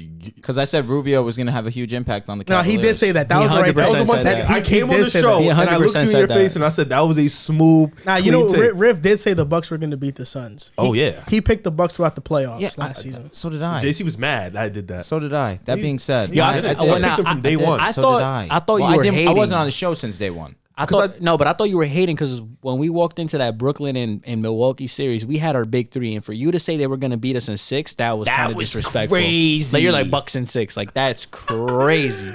Why did you think I was hating? You just think I'm a hater? That's what it is. Nah, it's just I'll tell you like- what. If I would have said it, I would have been hating 100%. How would you 100%. describe us? Like, if we were to describe if we're like on a show, we're each characters, how do we describe our character? That's so. I think, and our role on the show, I think I'm the person with the hottest takes on this show. Definitely. You're the Skip person. Bayless. You're the person Skip Bayless. with the best reactions. I think Drew is the person with the most cool, calm, collected personality. And I'm the on one. the show. I'm the one that tries to be politically correct all the time. Like I like. Low-key. Yeah, I'm the one who like Gotta tries look to at be the politically stats and correct. all I think Drew is he's the fun guy. That's me. Yeah, Fun guy. he's the fun guy. and then Riv is Jason Whitlock. Riv is Jason Whitlock. Riv is the contrarian, and I'm the igniter. Yeah. That's what I say. I'm the igniter. You're the contrarian. The Skip Bayless role You're is the- you play that. I don't know why people say that, bro. Like, Yo, because you make so many hot takes, and it's like, you know why you do it. You do it to get reactions out of people, Nah, and it it's not works. good. If he 'cause I believes believe it. it. Exactly. That's why we call you Hey, Skip. stop, 'Cause Skip believes stop, everything stop, he says. stop. nah, that's cat. You want to know when I really knew this guy was Skip Bayless in the flesh? You got was when he said the Knicks dominated Atlanta last year, but he showed all the regular season matchups, but didn't show the postseason matchups, and he had hella Hawks fans mad. I was like, yo, this guy is good. He's good. He's good. He's really good at it. Nah. I'm not Skip, bro. Because he doesn't admit when he's wrong. I'll come on here and be like, nah, bro, I was wrong. Yeah, no, he never gives LeBron his credit. You're right. Okay. I would like what he does with LeBron. I would never. Yeah, do. he be going crazy. Like Giannis won. You know who else used Giannis to do won, that and I with was too? like, yeah, bro. Like, You know who whatever. else used to do that too was Allen Iverson. He used to always violate Allen Iverson. You know who you kind of used to do that to though, Steph. Oh yeah, glass Yeah. ankles. Yeah, you kind of used to do that. To The Steph, most you know? pampered. His first YouTube video is like, "This is why Steph's the most pampered superstar ever." Yeah, nothing like Skip. Like Skip be wilding. Like was gonna Skip say. woke up one morning and posted his Instagram. LeBron, are you up? I'm up. He's like, "I'm running on a treadmill, LeBron. Let's go." I'm like, yo, bro, what? He's like, weird guy. I was bro. gonna say I hate Kevin Durant. Y'all know that I hate Kevin Durant. Do but you hate? end of the You hate day, him as a basketball player for or a sure. person? I mean, I can't speak about him as a person. Okay. I don't know Okay, KD okay. the person. I can only see what You literally call him a snake. he is. He is. But you think he's damn great though? I mean, what? Am I lie? Respect. He's mediocre at basketball. I'm not gonna lie. would've That's the said one it. thing. I don't think I take it as serious as Skip. I think Skip takes sports very seriously. We all take sports very seriously. No, we. but in I terms think. of, like, I think being we all. wrong, I think no, not even that, but like like I feel like What is I'm he not, gonna I'm do not, when LeBron retires? cry. I mean, he's getting old too, bro. He might retire before him. Facts, imagine. But I'm saying like this, like okay, for example, like yes, I watch sports and I analyze it deeply and stuff like that. But I feel like Skip is like he has a comic book and he has his characters that play it, and he writes a story about them, and he creates a story out of these real life players. I don't think I take it as seriously as that. Like Or with honestly. these or with the nicknames he comes up with, like Yeah, like I think he takes the person out of a lot of these guys and just makes them into characters. Yeah. calling him the brick. to make this show entertaining and stuff like course. that. I mean, he's one of the greatest people that do TV. And he's I elite. I admire Skip. Like I think He's he's one of elite the at best what he TV does. people of all time. No doubt. Yeah. So is Stephen A. Smith, but- You and Drew are definitely probably the most dynamic though on the show. Oh, thanks, bro. Ew. Appreciate you that. guys He's are very ill, like, you guys are like very versatile. Me and JC are pretty straightforward. Like, Yeah. We're cute. Yeah, you're not Josh. cute, You're Josh bro? Giddy. You're Josh Giddy. And there's that. Well, Wait, what did you say? You said I'm cute. yeah. There's that. Nah, Well, bro. You know it's funny. Before the show, Riv looks at your stuff. Looks at the board. We didn't even mention this here. We should have mentioned it before Facts. the show. That's okay. The pick a side sign right there, and Riv's like, "That's cute, man. That's cute. That's cute, man. It is cute. Look how cool that. It is cute. Looks mad I think lit. it's adorable. I think Yo, it's shout out all mad geeks. pretty. Shout out my boy Sky. You already know. Mad nice. Appreciate the love. We gotta. I wonder fix what Giancarlo's the name. audience thinks our roles are, though. I want to know what they feel. They like say I'm a each- troll. each They one of actually us call are. me the troll. You're the troll. Yeah. Who Like said on the that? show. Troll? Said that. You're the Novel. you're just a mean guy. Novel thoughts. You're He the said mean guy. I'm the troll of the show. I just troll a lot. You're literally like Stephen A. Smith Oh my god. with better takes though. Oh, thank you. With smarter, appreciate that. analytical based takes. appreciate that. Stephen A. Smith. We just came to the conclusion he has no takes. No, like Rib makes sense when he talks. Yeah, Like okay. Stephen A. Smith, like when they ask him, like when they would ask Stephen A. Smith who's better, like between the Warriors and the Suns, he'd be like Steph Curry. That's why they're better. Like he won't, like Rib will get into like the dynamics of each He player's started role. talking about stuff from like 5 years ago. I'd be like, damn. And he says the same thing, like he's the greatest shooter God ever created. Like you say that every time. It's true though. Not It's cap. true, but like It's true. it's just Yo, annoying. you saw what he said about Donovan?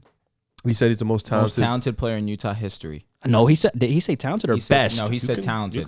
No, he did say. He said the best. No, bro. he He said said no. He talented. said one He day said he was the talented. best though. He did said say that he I think was the said, no, he best. said he's He just said he was recently better than said- John Yeah, he He just John just recently Stockton said and most Malone. talented, but he said that before He in said the he was the playoffs. best. I don't know one if time. I'm with that. Most talented? Talented? I can No, see like I'm that. talking about if he's talking about best, Karl Malone.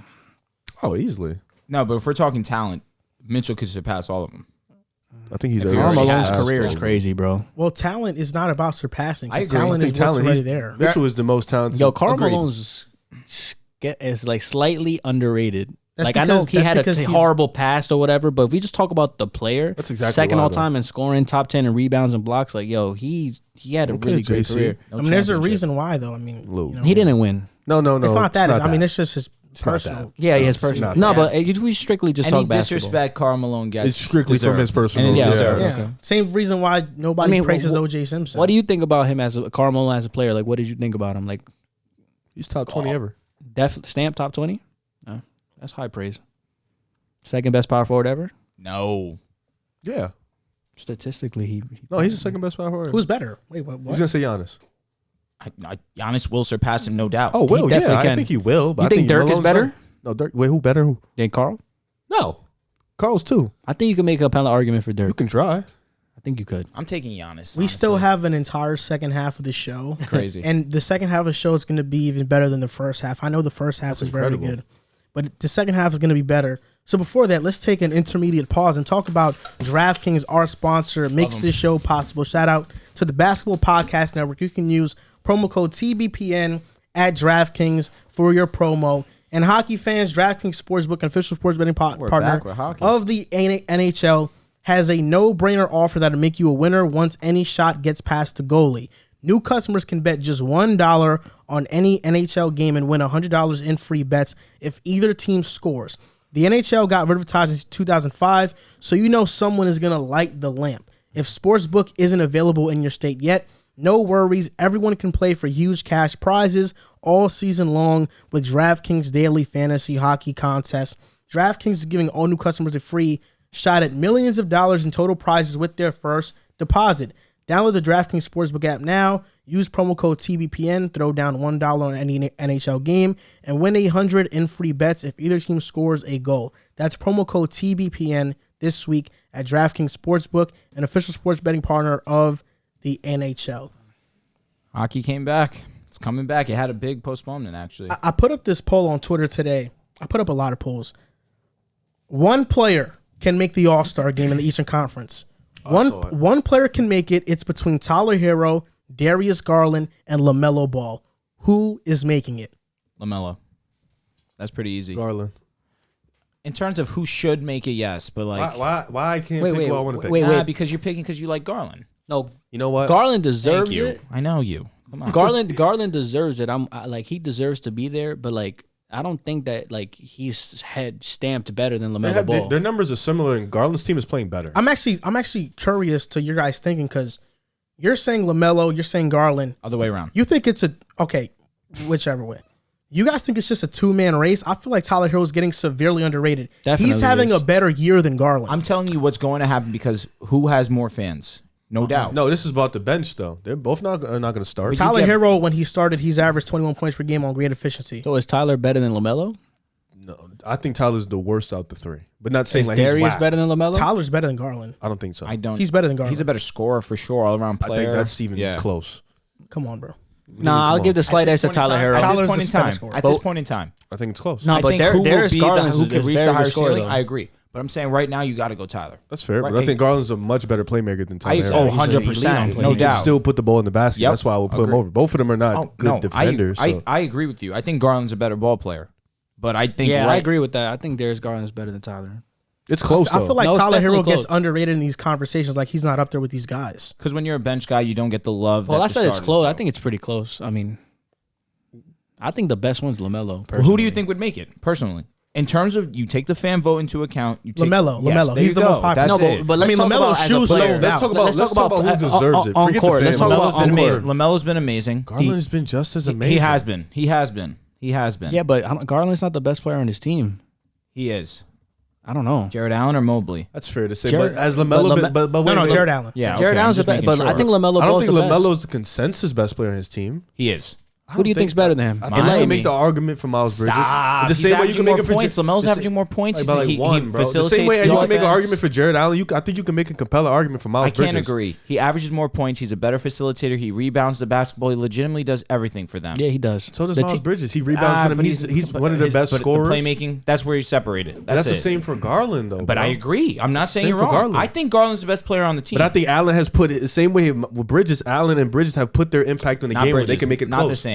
Not the Can. same. I think Bridges is one of Jared their best Allen's scorers right now. Jared Allen's impact for the Cavs is more than what Miles Bridges is for the Hornets. Evan I Mobley. mean, yeah, but Bridges' and impact Jared- has still been. You have to put it into but consideration. not that of LaMelo. I know. Look, with the Hornets, this is how it is. The Hornets have players that on any single night can be the best player that given night. Gordon Hayward the other night dropped 38. Miles He had Bridges 41 the other night. Miles Bridges can go off whenever he wants, and LaMelo. Terry Rozier, when he's there, he tends to go off too. So they have a rotating cast of players who can be the best player any single given night.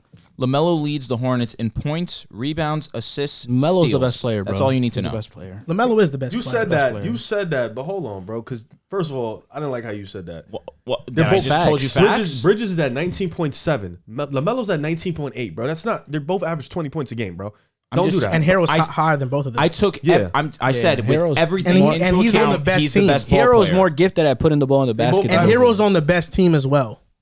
That is.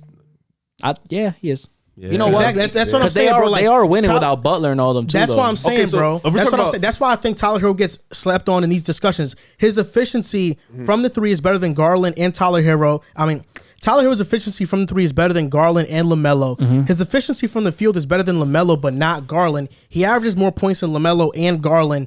Rebounds and assists, Garland and LaMelo have the edge over Tyler Herro. Yeah. But Tyler Herro's on a team that's the best. They're the third seed currently in the NBA, and that's with Jimmy Butler being out, Bam being out, Kyle Lowry missing some games. Tucker. Like Tyler You Herro's got doing his Tyler Herro's thing. numbers. He's averaging. Shoot me LaMelo's numbers real quick. All right, 19.8, 7.5, 8 flat, What's the efficiency? 1.92. His efficiency is pretty good. 42% from the field is not great, but 38.6 from three. Dude, on 7 attempts. Garland's at 23-7 with 48, 38, 91 splits, bro. Like Wait, 23. time No, out. he's not He's averaging averaging 20. 20. No, He's averaging- 23-7. So 20 points. He's averaging 3 rebounds, 19.7, right? 19.5. Okay. So 20 points, 3 rebounds, 7 assists, not 27. So he's averaging less points. He's averaging less not rebounds. they're at the same No, amount of but points, no, bro. no, They're you- both at 20. All 19.8, So 19.5. Herro is We're at going off the pure Melo's number. definitely. Herro's at 20.2, shooting 44% from the field, 39.7% from three, That's elite. Respect. 4.9 rebounds, 5 rebounds, 3.9 assists, 4 assists. He's gotten better as a They're all at the playmaker. same level. No, we're not- Garland and Herro are just more efficient. Is basically what, and both of them are on winning teams. Like not saying Charlotte isn't winning, but clearly Cleveland But then the Cavaliers, best Miami have all-around separated player out of themselves. all of them, you would say LaMelo's is also LaMelo, shooting right? Of 90 course. LaMelo's shooting 91% from the free throw. Also, You know, he's an yeah, amazing free throw shooter. It's the percentage, him being that low in field goal It's a percentage. good conversation, though. It's definitely a good conversation. It is because I wish it- there was a way all of them could get in. it's a good. I think they probably can. Hopefully. It's a great conversation. Well, Actually, yeah, no, Harden, DeRozan, everything that's- Levine. yeah, How about with everything pass- that's Somebody's going on gonna with get. I COVID, think somebody's gonna Herro. get snubbed. Everything that's going Herro on is with gonna COVID get is snubbed. possible. Herro's not gonna make it. I just have that gut I feeling. think Herro has a better chance to make it than Garland because I feel like he's a more popular player. Nah, too. because Herro's a 2 and Garland's a 1. Okay. But it's just guards, though, is it not? I Just thought goes that's by what I guards, thought that's what it guards was. and just Oh, forwards yeah, and you're centers. right. You're right. Yeah, that. I think probably- Trey and Darius Harden. Garland's I the think least Trey and popular Harden player are there. going to start. I just think that. Trey and James Harden. I just think that one of these 3 players is going to get snubbed from the All-Star Has to. game. They are all deserving. I do agree. I think Garland and LaMelo are better all-around players than Herro, but Herro, people shut down the conversation like he's not in the discussion. His scoring He's keeps it in in. the discussion, and he Agreed. has a case over Garland. I wouldn't say LaMelo, but he definitely has a case over Darius Garland as the better player. Is Herro better than Beal right now? No, bro. You're disrespectful. Is No, I just LaMelo like- better than Beal? Ooh, what'd you say? Is LaMelo better than Beal? Debatable. You know I'm not. It's debatable. You know I'm not a fan of Beal. But That's why I will asked. not That's why I say had to that. make sure. Like, I will not so you say think that. Beal's going to make the All-Star team? He probably will off name brand. He shouldn't though. He shouldn't. He shouldn't. Isn't he shouldn't. averaging 23 a game? That's not too bad. Yeah, but then you have Jalen Brown, you have Zach LaVine, you have DeRozan. No, Zach you and have DeMar Harden, getting you in, have so Trey. don't- Beal's Yeah, efficiency 100%. has been awful. Yeah. I get it, but look, Trey, No, he's Harden, going to gonna make start. it. Trey, Yes. Harden, Levine. That's going to be the 3 right there. DeMar's DeMar's not listed as starting? a guard. Huh? DeMar's listed as a guard. Okay. DeMar might so get the nod over DeMar- Zach. They're both going to get in. They're both. No, but yeah, I'm talking they about as are. a starter. Is there DeMar's any, been in the MVP race. Zach really hasn't. do you think there's any chance like Drew gets more votes than Garland? Yo, I was possible. thinking the same Yeah. thing Drew because Holiday? Drew has been bugging Beal out. is probably going to get more votes than Garland. Drew Garland's Holiday- not going to get in. I don't think. How did Drew Holiday get in the All-Star game that one year that He was did? nice. But like he was in doing the it in New East, who was, Orleans? no, Philly. He was with Philly. Oh, He But was who were the nice. point guards? It was Derrick Rondo. Rose, Rondo. I don't We're know gonna how he have got this in. discussion more next week because we're gonna make our pick a side stars. I don't know how he got in that year. We're gonna make our lineups.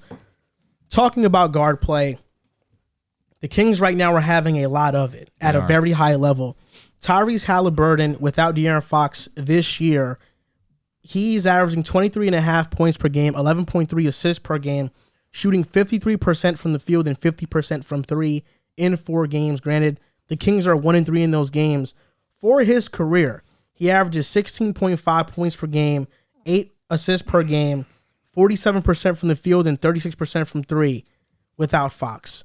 Well, that was last season without Fox. It was rookie season. He averaged 16.5 and 8 assists, and that's way above his averages because with Fox, for his career, he averages 12 points per game and 5 assists. What do you think the Kings should do with this situation? Because Tyrese, he's shown that he can be the lead guard, and some may say Fox is taken away from his ability to do more.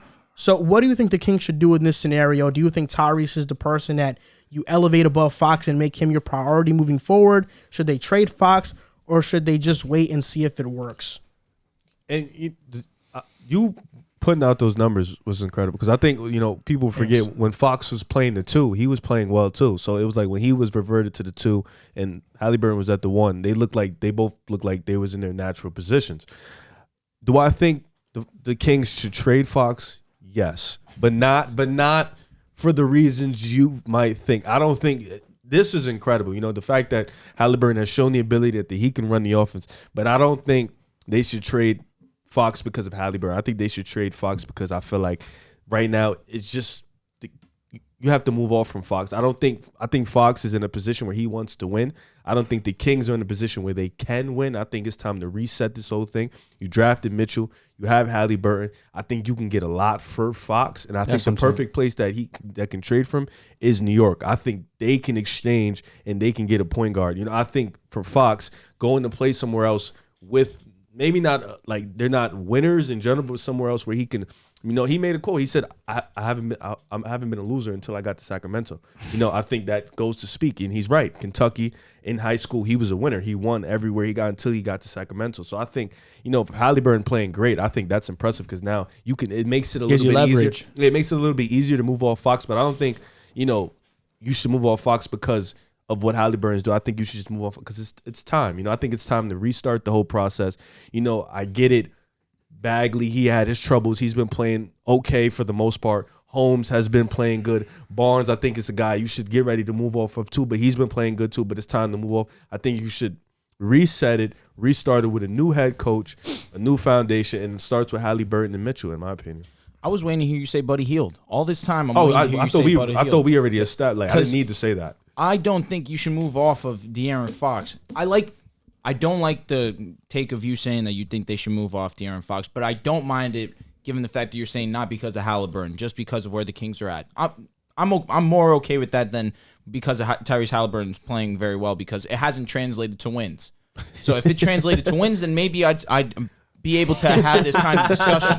But that hasn't happened. So why would I, as the Kings, want to trade my best player if this guy who is replacing De'Aaron Fox while he's been out is playing very well if they're not winning? Last season, they were 7-7 without Fox when he didn't play. Okay, 500. This year, they're 1-3. One of those games was against Golden State and then Memphis. It's even still, it's just not translating. They're to not wins. winners. Let's just in my opinion, Buddy Hield still has some trade value. His field goal percentage is not good. His defense is not good. He's a great 3-point shooter. That's really what he is at this point in time. He's not beneficial to what the Kings are doing right now. You need defense on this team. Other than Davion Mitchell, a splash of Rashawn Holmes, this team is not really good defensively. Tyrese is good defensively. Tyrese Haliburton is a solid defender, and he's got good size, in my opinion. 6'5". For sure. You have a 6'5" point guard in Tyrese Haliburton. Long arms. You move De'Aaron to his natural position at the 2. I should have drafted him. Harrison Barnes still at the 3. That's more than... he's an 18-point per game scorer. You have him at the 3.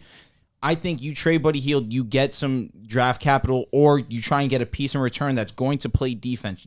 This team needs defense, and if they trade Buddy Hield and they only get a really solid defender, I'm more than okay with that, because that's desperately what they need. I can't trade De'Aaron Fox, who's my best player. Why? Because right now, offensively, outside of De'Aaron Fox, and sure, Tyrese Haliburton has his moments when he has the opportunity. It's Tyrese, De'Aaron Fox, Harrison Barnes. That's it. Can I just Wait, you think Fox is better than Tyrese? I do think that. Okay. Why did you ask that? I think it's a very valid question. The only thing I will say to De'Aaron Fox is it not a valid question? The only thing I will say to Recency De'Aaron, bias. It is. I don't think it is. I think I look at Tyrese and I say, this guy is doing what Fox couldn't do until like year 4. I don't think Fox is a natural point guard. I think Haliburton is that. Correct. I think, Isn't that what he played in college too? He played point guard. Who? Tyrese. Yeah. In Iowa State, right? Yes.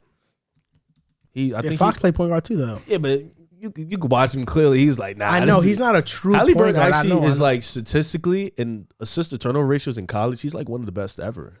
I know. I mean, at the time of the draft, I knew we messed up getting Obi. I like Obi, but Tyrese was chill. Obi is no, come on. no Tyrese chill. would have No, done it's no chill, bro. Tyrese would is a have done better wonders player. for the Knicks. And at the time of the draft, we needed a point guard. He would have done wonders. Can I just ask you a quick question? Let me hear it. I know you're not too in tune with the NBA draft and you're not too in tune with college, but For sure. These next couple of drafts are going to be pretty amazing in the top no heavy doubt. part. Definitely. You don't think letting Fox trading Fox tank? And they're tanking. I don't even know what they're doing, but you don't think trading Fox and getting, because I feel like you can get a lot of value with Fox. You know, a young, promising star. He's still a really good defender. Picks. You know, you can get a lot for him. I think you can get a couple players and maybe some picks. You don't think moving off from him and then letting Haliburton, because Haliburton, you've established he's a natural one. So that's your point guard. You got Davion Mitchell. You don't think trading Fox to getting some great value back is the smart thing to do with these next drafts coming up? I think it is. I think you could not get as much as you could get from De'Aaron Fox, obviously, but you can still get some draft capital in Buddy Hield. Wait, hold up. You mentioned the Knicks as a landing spot, but who are they trading? Obi would probably go. Maybe RJ. I mean, so RJ for Fox.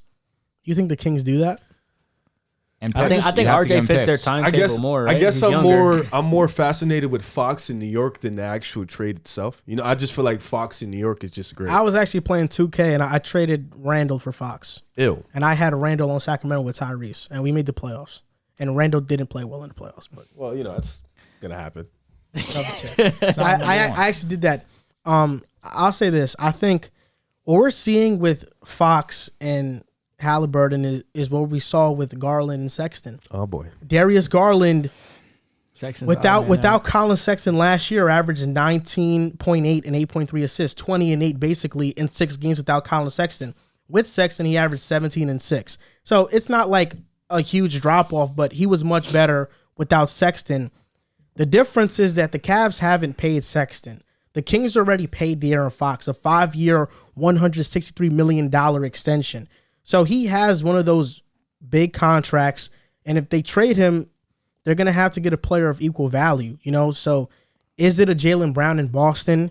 Is it a Sabonis in Indiana? I don't think Boston They're not does. doing that. Jaylen Brown's And the Kings have said they're interested in Sabonis. They're one of the teams that are interested in Sabonis. Sabonis and Fox swap wouldn't be that bad. I don't think they would. No, I think they would try to keep Fox. Yuck. I just feel like You hate Sabonis. I do think I that just hate the fit. I do think that Buddy Hield. I don't think he needs to be traded. I think he's a very valuable player. I think his time. Dude, is he's done. shooting Why? under 40. He's shooting under like he 40% could from the benefit field. other His teams. defense That's because most of stinks. his shots are threes. I think he But does. his 3-point I percentage think, is over 30. It's like 38%. I think he doesn't want to be there anymore. That's Bro, why he's playing like that. That's exactly. That's exactly why. 3% is He's really 38%. Buddy He's Hield's shooting really like good. 35. Imagine from him on the the let's just say the Lakers wanna or the be there Clippers anymore. or another contender. He just doesn't want to be there anymore. That's, people play like Dude, that when Buddy they don't Hield's want to been be there. terrible. Are you looking up his attempts? Yes. Okay. How old is Buddy Hield? Like 20. He's averaging 16, bro. Points. Yes. Yeah, I Buddy Hield is understand. 29 years old. From the field. That's he's a Yeah, he's 28. really Okay, old. Damn. He came out of college at like 23, right? 24. Oh, like 24. They said he was lying All right. on his age. Buddy Hield attempts 14 shots a game. 10 of those are threes. This guy's crazy. Yeah, what's up with this guy? But what's his percentage? His Shooting like percentage 38. is 38%. His EFG is a 51.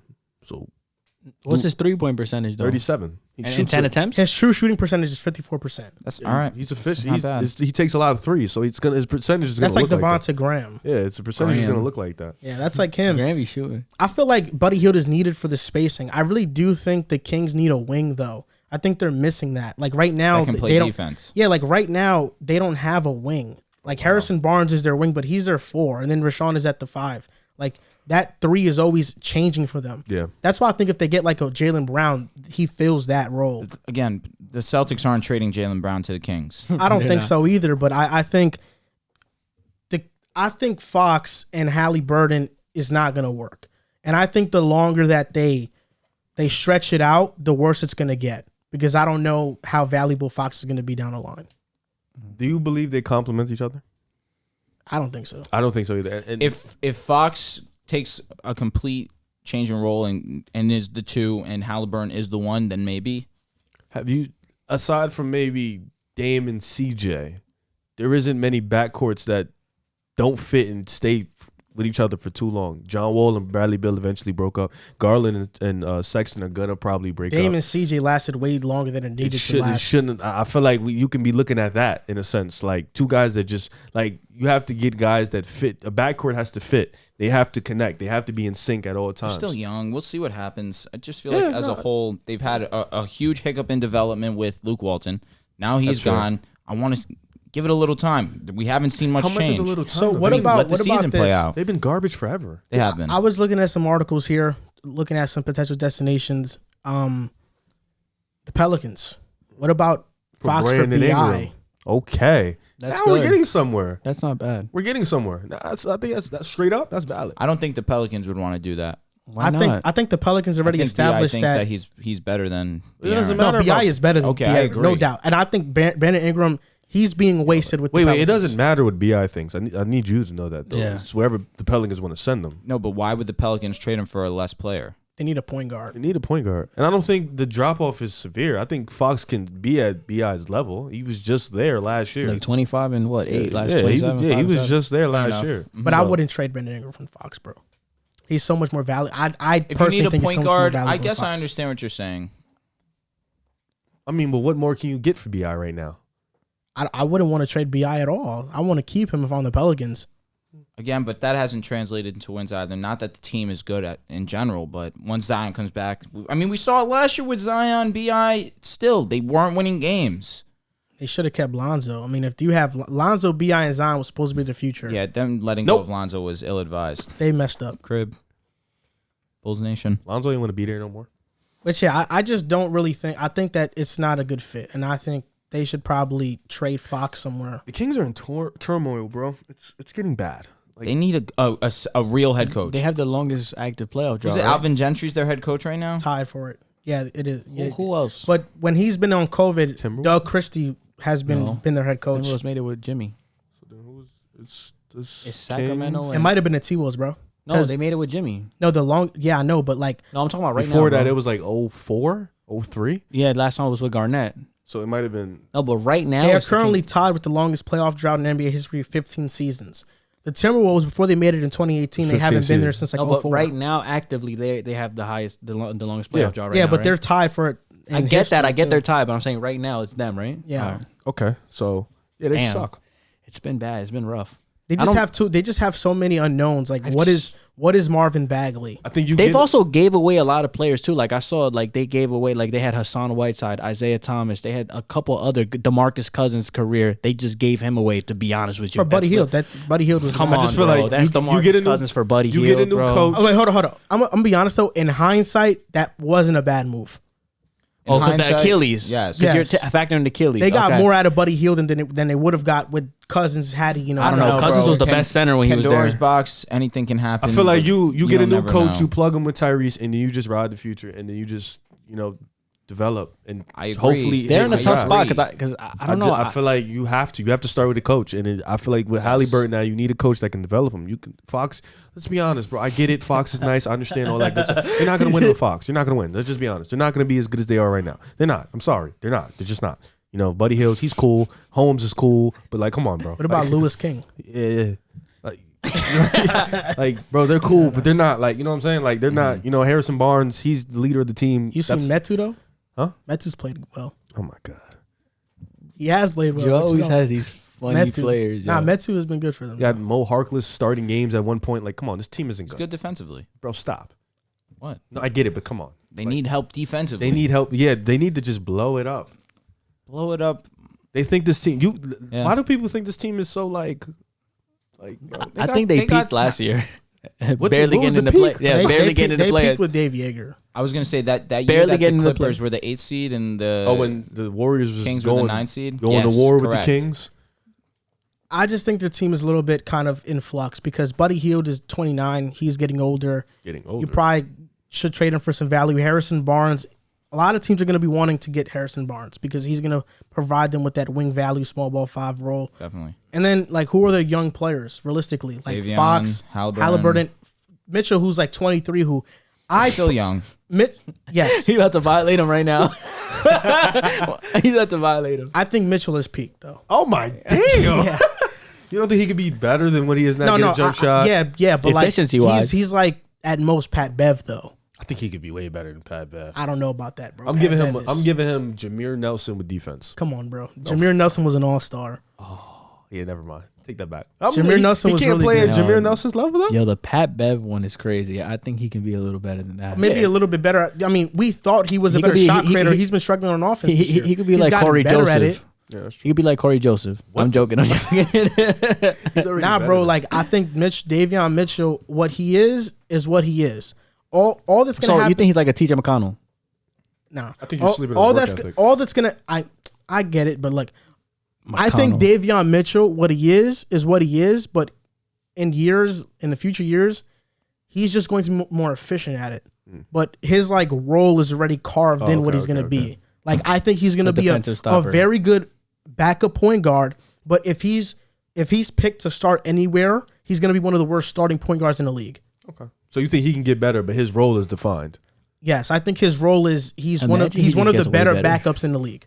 Oh yeah. I feel like he's one of those guys that you can plug on the championship team and he'd be one of the most important guys. I think so too. Yeah, I think he like I said, he has a Like a- defined role. But do I see him becoming an Like a all-star? glue guy?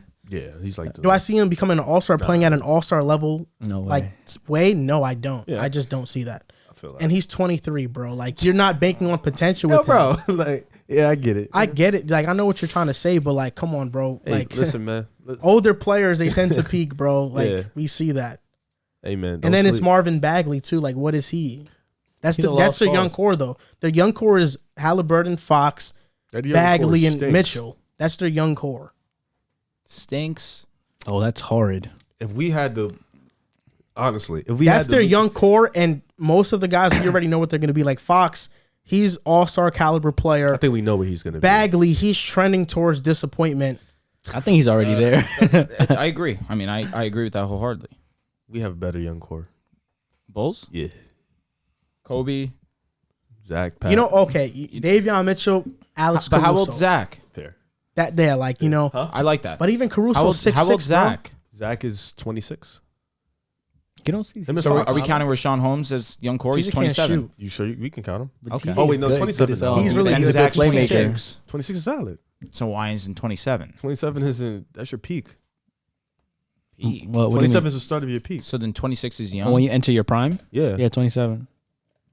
26 to 32 is like your prime. I mean, if you want to add Holmes into your little no, young core I'm group, you not. can have I'm him. just saying. it doesn't matter to if you're me. counting Zach Rashawn is at in the middle. He's 26. like 27. He's He's 25. 27, exactly. 27. 27. I'm saying Zach and Fox are.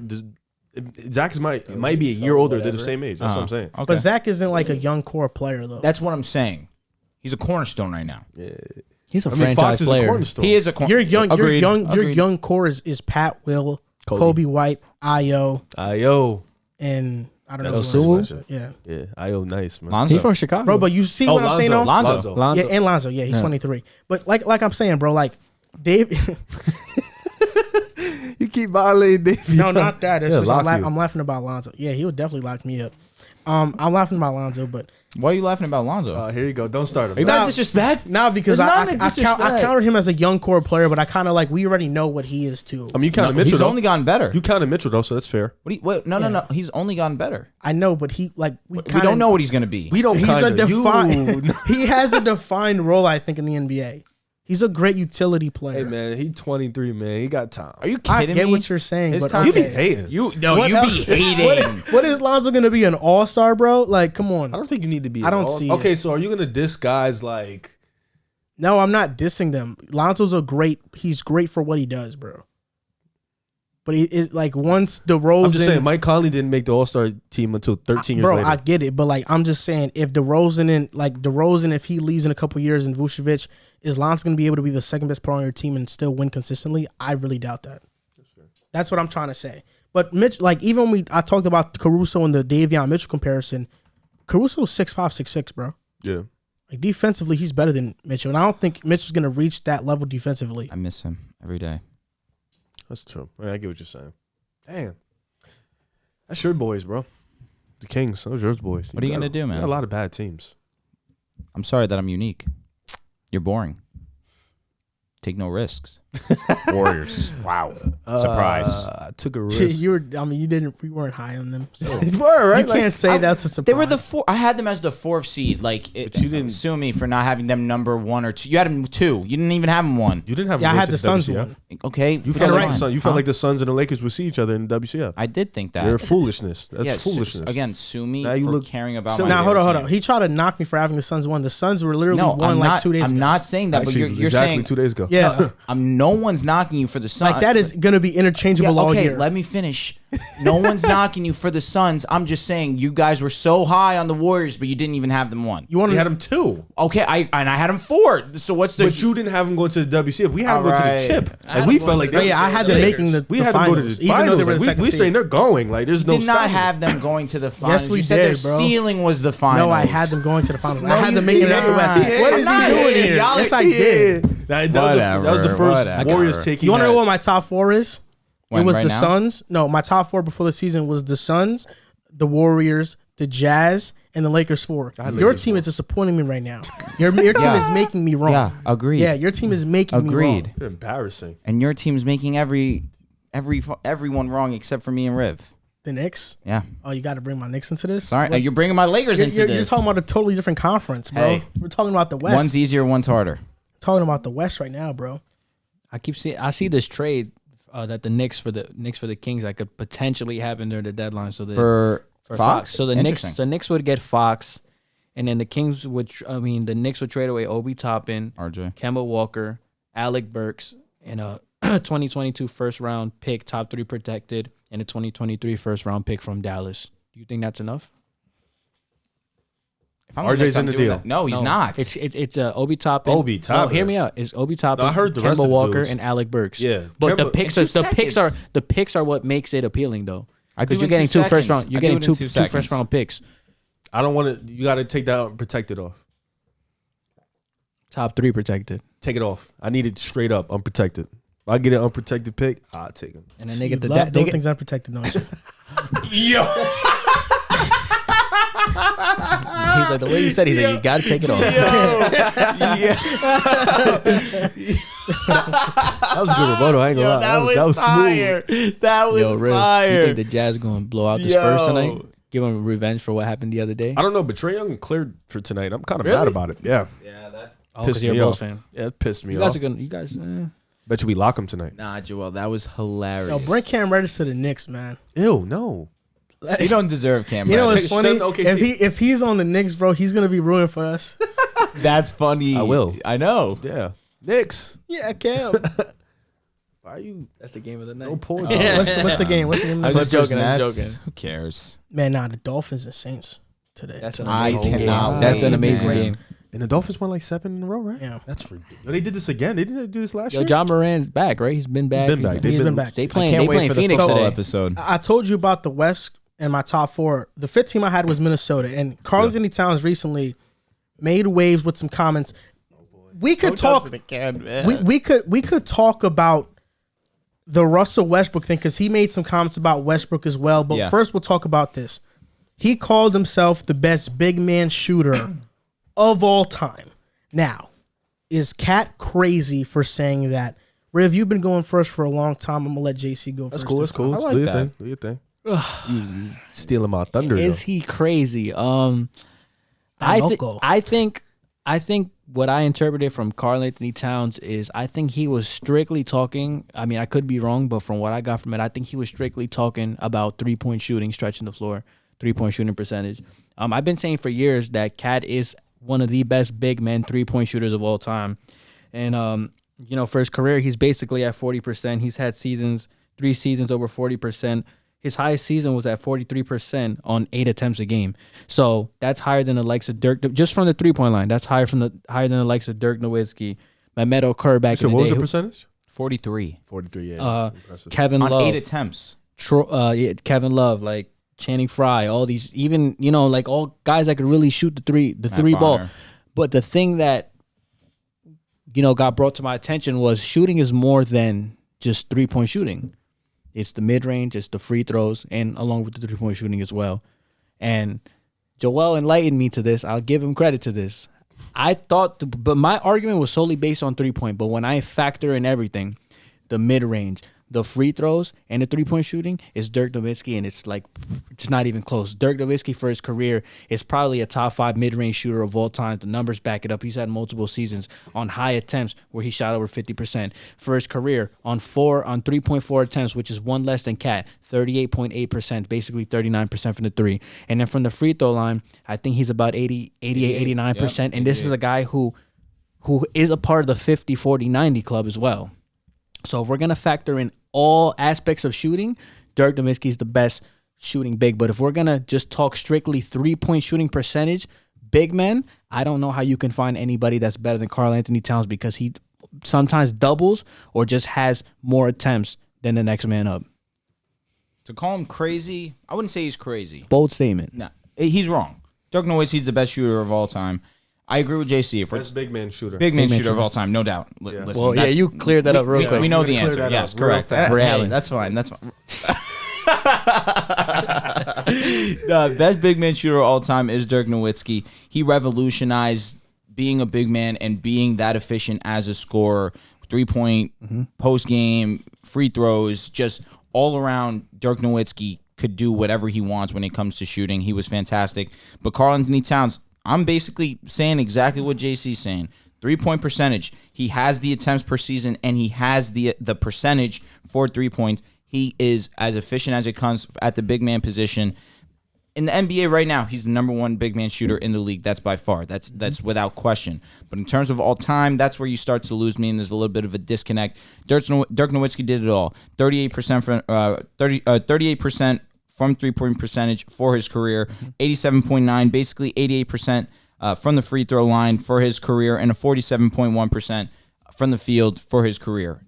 There's really not much more to say. Dirk Nowitzki has the career, the entire resume to back up that evidence. He has a championship ring against the Miami Heat, which pains me to say, but it's one of the more impressive, if not the most impressive championship of all time. You got to give credit where credit is due. Cat's a little bit out of line, but I wouldn't say he's crazy for it.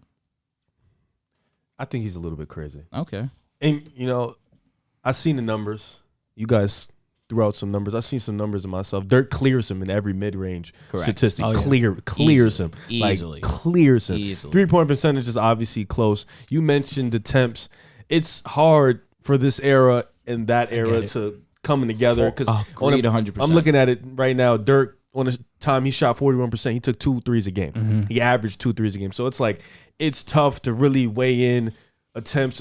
We don't know if we give Dirk this amount of attempts, will he have had the same percentage? We don't know. If Cat didn't, you know what I'm saying? So it's tough. But I would say Cat has an argument, like you said, if we're talking just 3-point shooting. Definitely. He is probably the best 3-point shooting big, if not second best. He's up there. But I'm in terms of shooting in general, like I can't move guys like Kevin Love away, because the mid range is so important. The post up game. That's where is you lose me. That's where you lose me. It's so. I understand you have Cleveland Kevin Love in your brain, but we have to stop forgetting Minnesota Kevin Love.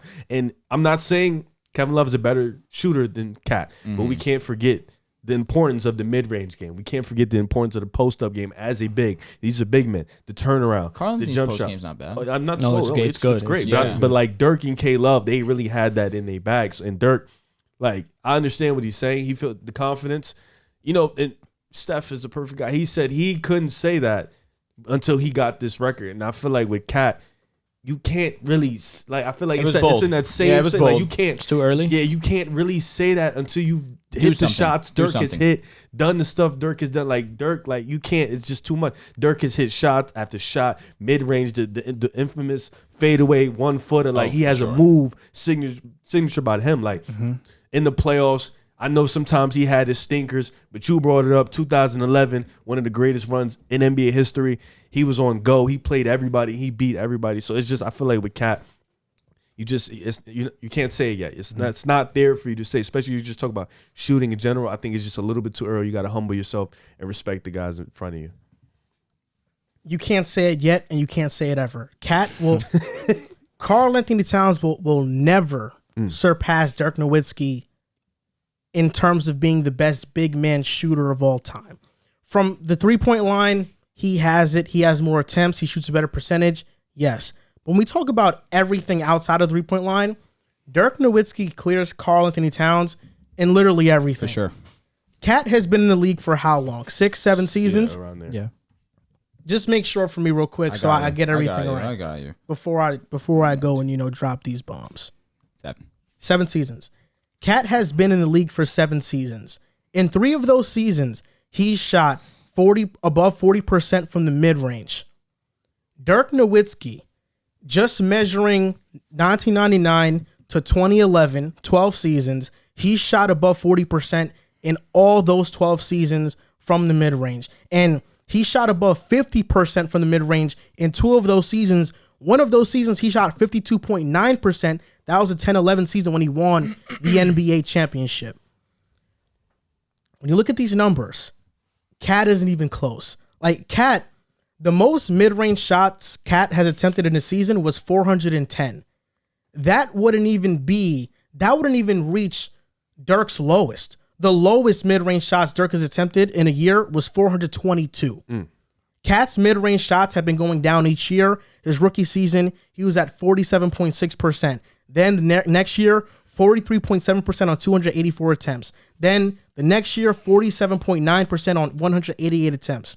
Then 18-19, 39.9%. Then in 19-20 season, 28.9%. He took less than 50 attempts. This past season, 33% on 102 attempts. This year currently, 38% on 50 attempts. He's good from mid-range. But when we look at Dirk, 46% on 522 attempts, 45% on 424 attempts, 47.8% on 477 attempts, Clean. 43% on 689 attempts, 46% on 655 attempts, 41.8% on 815 attempps, 48% on 762 attempps, 49.6% on 711 attempts. It's a beast. 07-08, he won the MVP. Yes. I think it was either 06-07 or 07-08. He went crazy. No, it wasn't 07-08. It was 06-07? LeBron won 07-08. Yeah, 06-07, he shot 50% from the mid-range that year. 07-08, 49% on 631 attempts. 08-09, 47% on 951 attempts. And the year he won the championship, which is 2007. the year he won the championship, the last year I measured, he shot 52.9% from mid-range. So when we talk about the 3-point line strictly, I think Cat has the edge as the best big man shooter of all time. I think that's what he meant. But when we talk about everything else, mid-range, turnaround, fadeaways, Dirk clears him, and it's not even close. But do you think, I feel like, let me not even say do you think. I think it's a fact the eras play a role in that. If Dirk 100%. Nowitzki played in this era, he's not shooting the mid-range as much. I think. Why not? Not that he can't make it. I just think that he would have spaced it out a little bit. All the elite players still shoot mid-range. I disagree because I think that was his game. I don't think Dirk's game, he would have to change his eras, game for this era. Kevin Durant still shoots mid-range. I think it's different. Like, let me give you an example. I think a Dominique Wilkins will have to change his game for this era. I think he would have to get a jump shot. Players like that. I think for Dirk, who already mastered that in his game, he wouldn't have to necessarily change his game in this era. Like a DeMar? He can still do what he wants to do. Fair enough. Get his spots. His and pick attempts his would be up, though. Yeah, his three-point percentage would be just go higher. up. But I don't think he has to change anything. I don't think the percentages would drop. I don't think that's not what I'm saying at all. I just think that Karl Anthony Towns takes so many more threes that he loses that mid-range game because he either is going to the basket or he's shooting a three-pointer. That's a testament. Right. But that's a testament to Dirk's greatness because no doubt. Because while he is losing the mid range attempts, it's percentage wise and attempts wise because Cat only attempts one more 3 a game. The percentages are right there because you could round Dirk to a 39% 3-point shooter and Cat's at a 39.7. So all the great scorers use mid range. For sure. Not only that, but Cat between mid range between Cat and Dirk is Dirk here.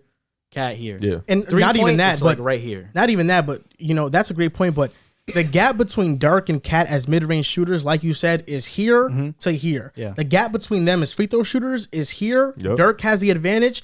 Cat is here. Cat shoots 84%. Dirk is at 89%. 50-40-90 season 2, Dirk. He's a part and of then that club. from the mid-range, Dirk is here. Cat is not nowhere near his level. 50-40-90, boy. Like Yeah, we don't even think club. of Cat as a great mid-range shooter. Like Dirk is there with Kevin Durant as greatest mid-range shooters Michael of all Jordan. time. DeMar DeRozan, Michael Jordan. Like Dirk Kobe. is up there with those guys. Cat is not. He has a signature move. Like Kevin Durant when you copied have a move, when you have a move, bro, that just shows how different you are That in move that is so department. Bro. fire. Like it's hard to copy. And I feel like Cat, I feel like he just, Cat's a stat guy too. He knows stats and stuff like that. So I feel like maybe he really just meant the 3-point shot. I think that's what he meant. I think that's what he was referring to. I'm pretty sure that's what he meant. But then again, I don't know. He could be, with his next comment, he could be just talking about he's just the best shooter in general. Maybe he was coming for heads that day. Maybe he was just on one. They on the Twitch. Twitch. You know what I'm saying? So I don't know. Cat weird. I don't know. That's Paul George's friend. Pretty though, bold so statement. I'm gonna rob him. You're a Cat stan? No, I like Cat. He's from Jersey. I'm like middle of the pack. Okay, all right. I don't have any good or bad feelings. Cat is You're not from his Jersey. biggest fan like this guy over there?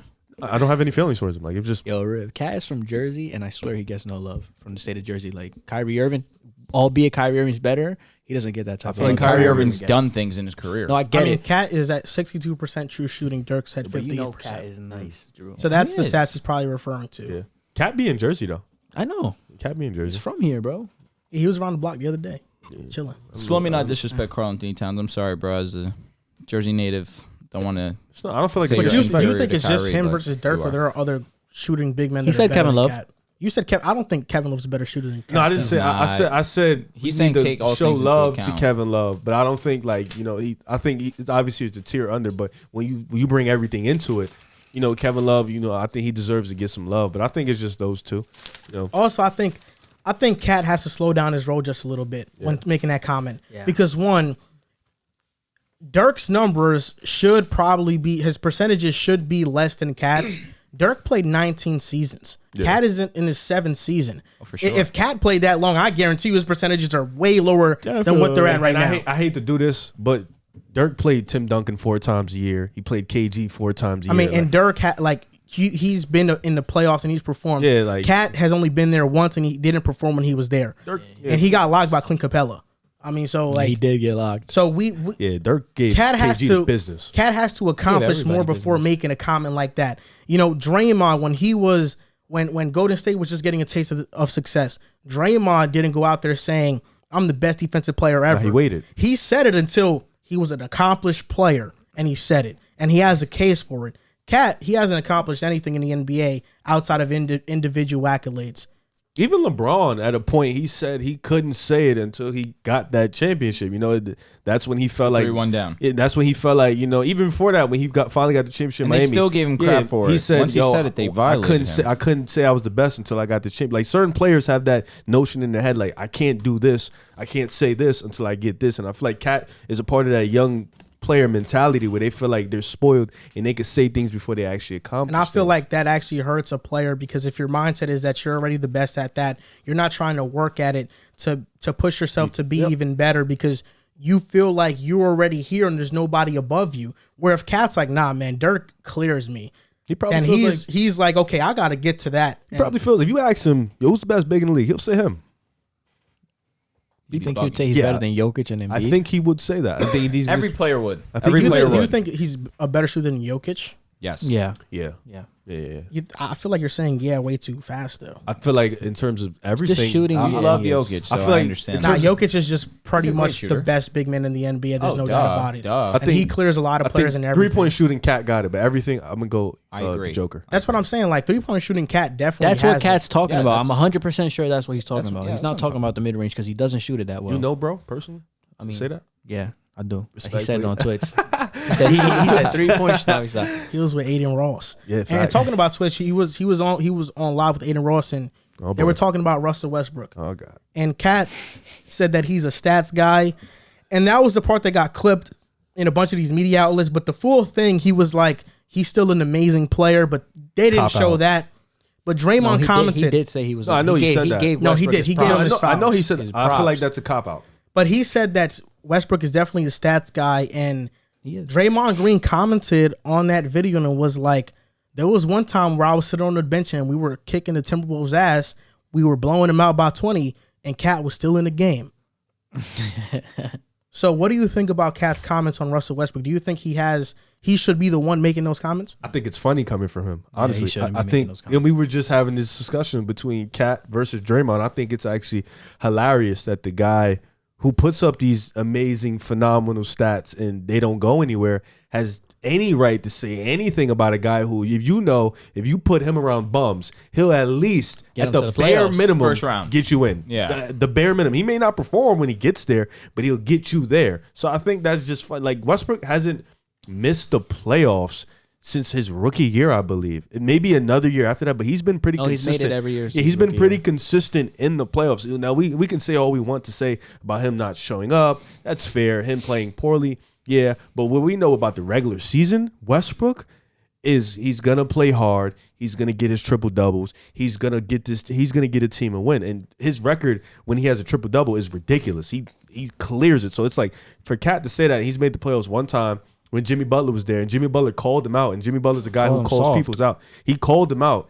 It's just like you have no credibility to say that because you haven't, like we said, accomplished anything. You haven't won anything. You played in the playoffs once, and you played like garbage. Like you didn't play good either. So it's not like you have any, like, you just have these numbers with these bad teams. And Westbrook has never really shown that. He's been a consistent guy on whether you want to say a championship team in OKC, whether you want to call them that or not, they were a contender. He's been a consistent guy with Houston, with Paul George. No matter who's next to him, Bradley Beal, Paul George, James Harden, Westbrook has been in the playoffs. He's been that guy. With Cat, you're so talented, but yet you haven't been where Westbrook's been, so you can't really call him a stat guy and tell, and I saw the comments, he said, yeah, he's amazing, but he just plays too quick. Bro, that's his game. Like, when people say you don't play defense, what you gonna say? That's not true. Like, it's like you can't really say that about Westbrook because at the same time, Westbrook has done these things. He plays that way because that's his game. That's what gets him wins, and that's what translates. So you shouldn't say anything to Westbrook. You're not that person that could comment that. Is he not the person that could comment on that? I feel like he can. I feel like he has the right to his own opinion. He's a great player. I mean, even though he doesn't. Anyone has the right to say whatever they want. They're No, grown men. you're right, but I mean, I think what Kat said about Westbrook was facts. It is facts. It could be facts, but again, I think it is? I will give Garland Towns. Have you seen that meme where it goes, the worst person you know made a great point? That's what I think it is with Kat. Like, Kat was the worst person to deliver the message, but the message was correct. Yes, like we know that it's facts. I'm sure Draymond Green knows that it's facts. Yeah. But you, as a fellow NBA superstar, need to understand that you should not talk down on another fellow NBA superstar, especially one that has accomplished as much as Russell Westbrook has accomplished. Yeah. That's the main issue here. Like, I will give Karl-Anthony Towns a little bit of slack because Adam Ross asked him the question. It's tough to, on the fly, formulate the politically correct statement to make. I don't know. But that goes to show you Karl-Anthony Towns' immaturity. Aiden Ross did say you don't have to answer the question if you don't want to. Yeah, he definitely said that. He said that, 100%. and Kat answered it. Yeah, he 100%. And that's on Karl-Anthony You know, Towns. the only problem I see with this is that Draymond Green in his comment talked about he basically implied the NBA is a brotherhood, and Kat was basically talking down on one of the brothers in the brotherhood in the NBA because the media does enough of tearing down great players' legacy. Specific ones, especially. Yeah. Especially Westbrook. Especially Westbrook. Correct. And Especially Kat is over here doing the same thing and trying to tear Westbrook down, and Draymond's like, yo, that's not cool because this guy, you know what he's accomplished. He's better than you. And what he means to the NBA. Yeah. So I think that's the only problem I find in it. I just feel like you shouldn't say that. You know, you're not the person to say that. I don't like. He's got to have the resume to say it. You got to have you can't be telling me I'm a stat pattern. Get one playoff win. You can't be telling me I'm a stat pattern and you don't make the playoffs. You can't. Like, didn't the Timberwolves get swept? They lost in 5. five. It's a gentleman's sweep. Oh, yeah. Like, you can't say, like, I understand if a Curry said that to me or a Kyrie, like, all right, respectable.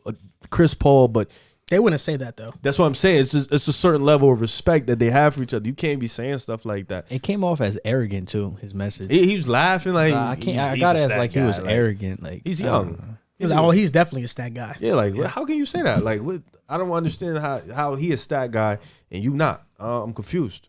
I don't get it. Puts up stats on the losing team, right? Yeah, like what's a stat guy to you? Like I don't get what's that like. I think a better question would Aiden Ross followed up with, "Are you that same type?" Yeah, I did. I wanted to hear that. I was like, what do you view yourself as? He would have said no. I know he would have said no. I'm not a stat You've been guy. like, "No, I'm a passion. I play with passion." I'm a winner. The first year He Russell said- was by he himself, said that he averaged a before. triple-double and 30. he had one of the most historic seasons in NBA history. I kind of like to give Cat Cat a break a little bit because honestly, Oh, like no. he had a rough like year with his mom and everybody passing away. You know what? Fair. So Fair I'm not going to enough. say the NBA.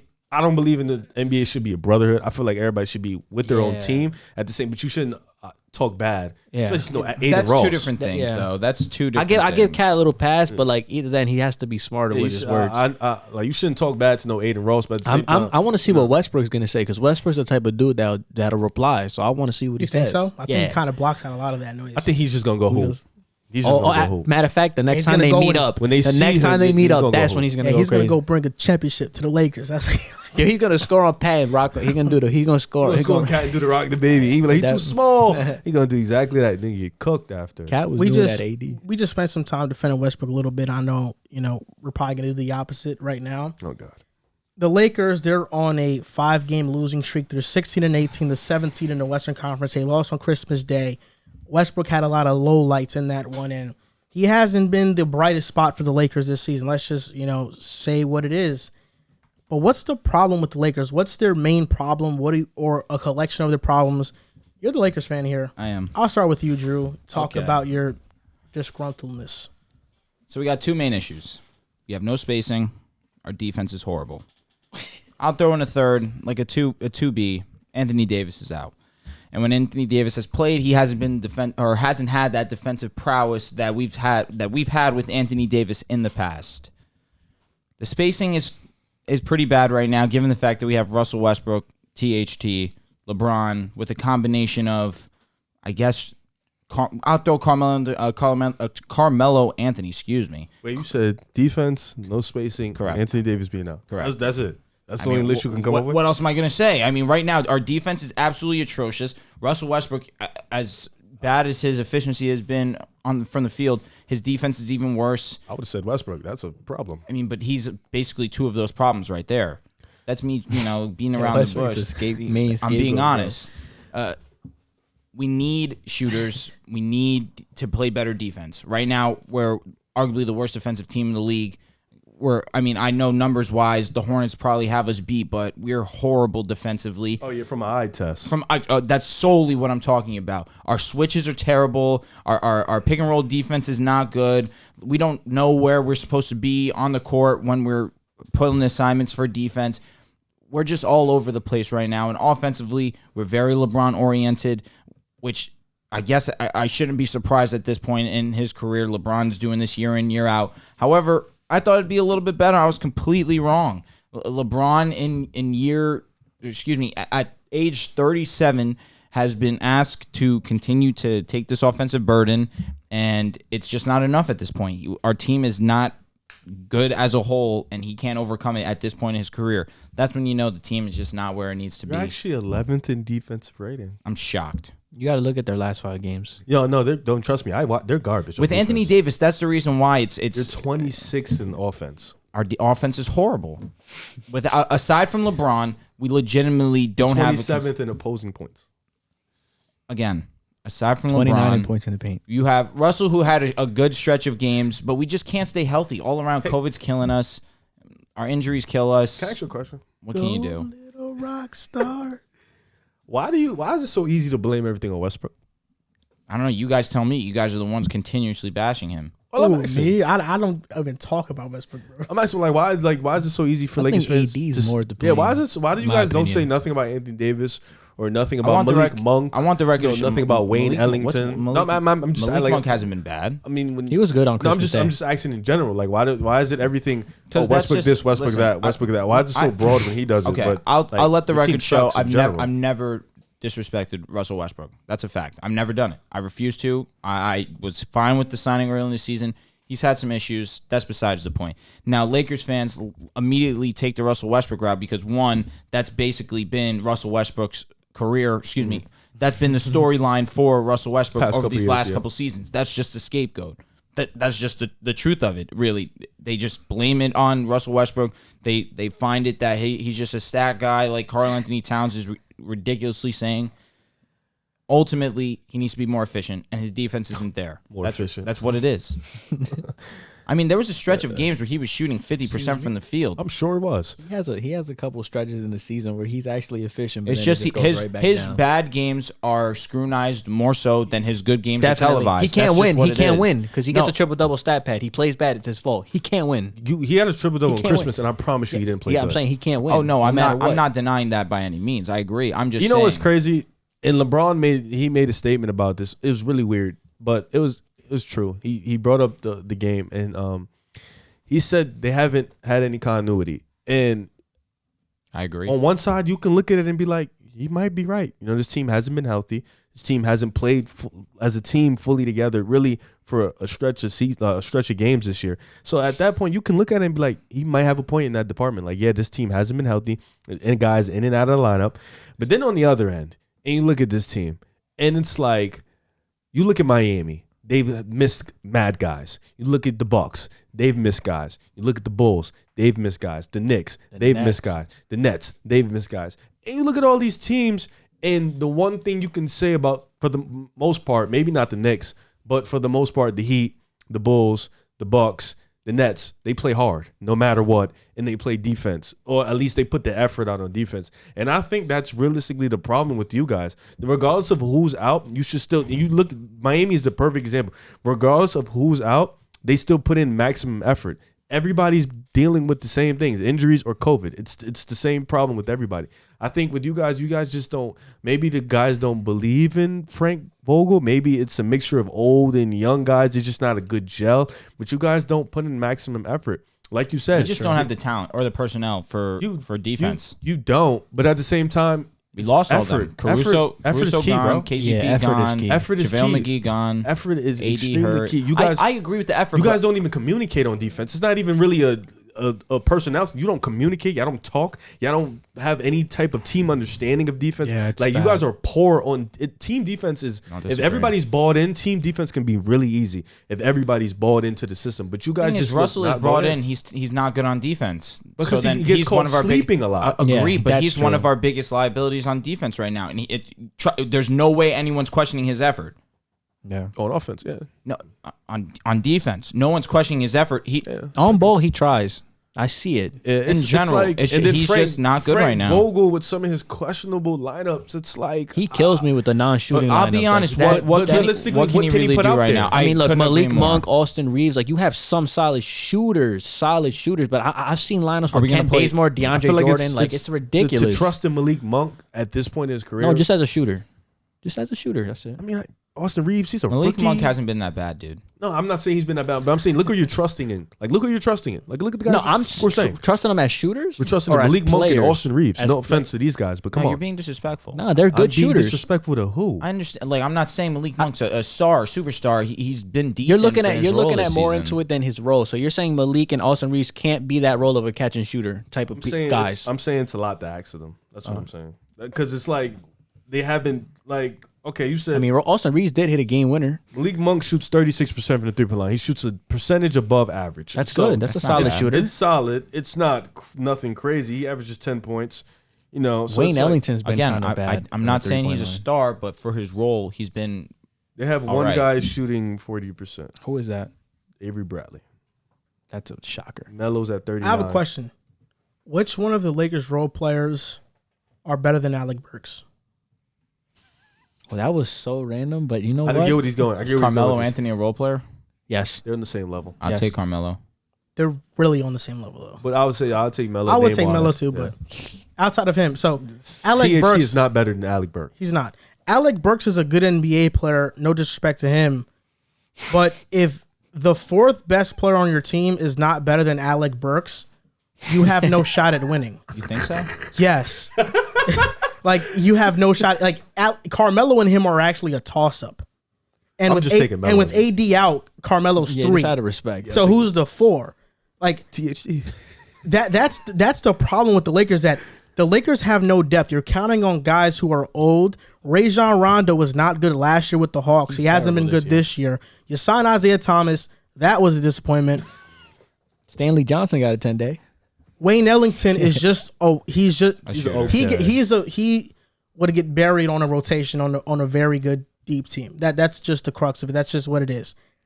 The Lakers have no depth, And you guys, Lakers fans in the media, look, I don't know how this starts.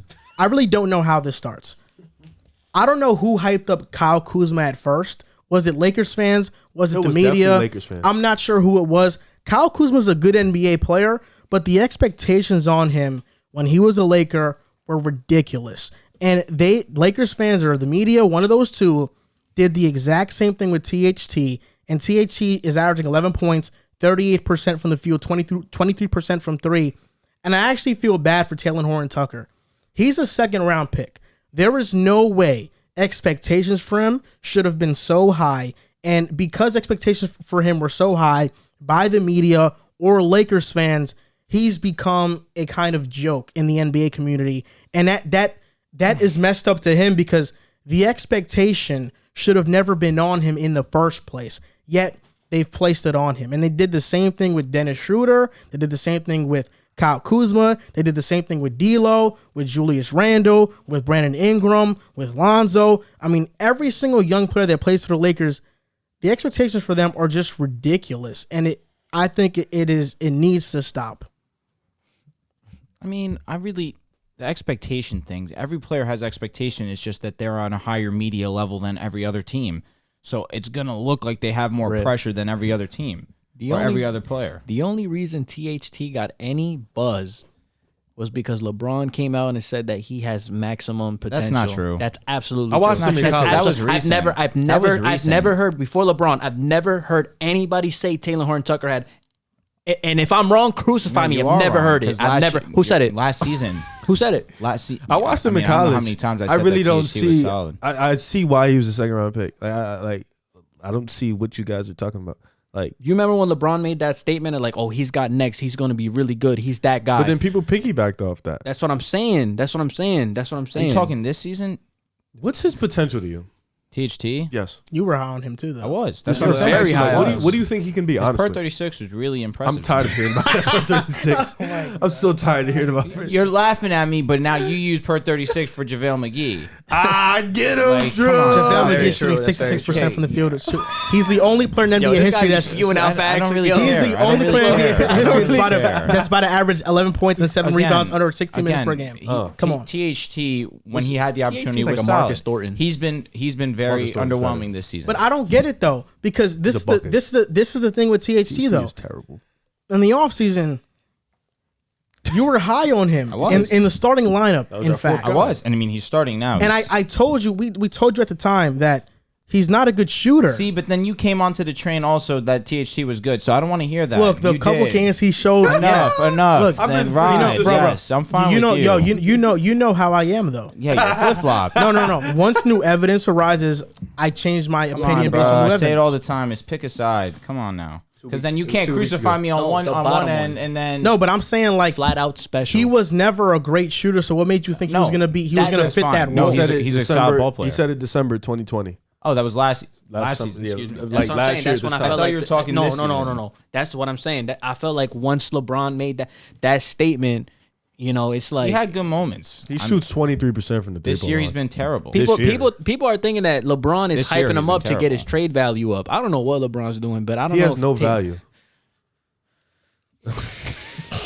He really Like, doesn't. he has like no value. He's like Marcus Thornton. like inefficient scorer. Like it's crazy. Inefficient scorer. And me and Joel laugh they're about different players. me and Joel laugh They about are, but this they're all both the time inefficient. because it's like you guys think like there's a trade coming. Like there's this big thing happening, and it's like for what? Like what are you about to give up? The Lakers have nobody to It do. sucks that you say you guys because like I'm a Laker fan. But We're I talking about do Westbrook is the fans in best general, guy but, that they have to and give there's up. no value. I for him. understand. Russell, I get it. I'm kind of tired of all the Russell Westbrook trade talk because for one, if he gets traded, you're not getting better. The Lakers aren't going to get better by trading Russell Westbrook. Simmons. So,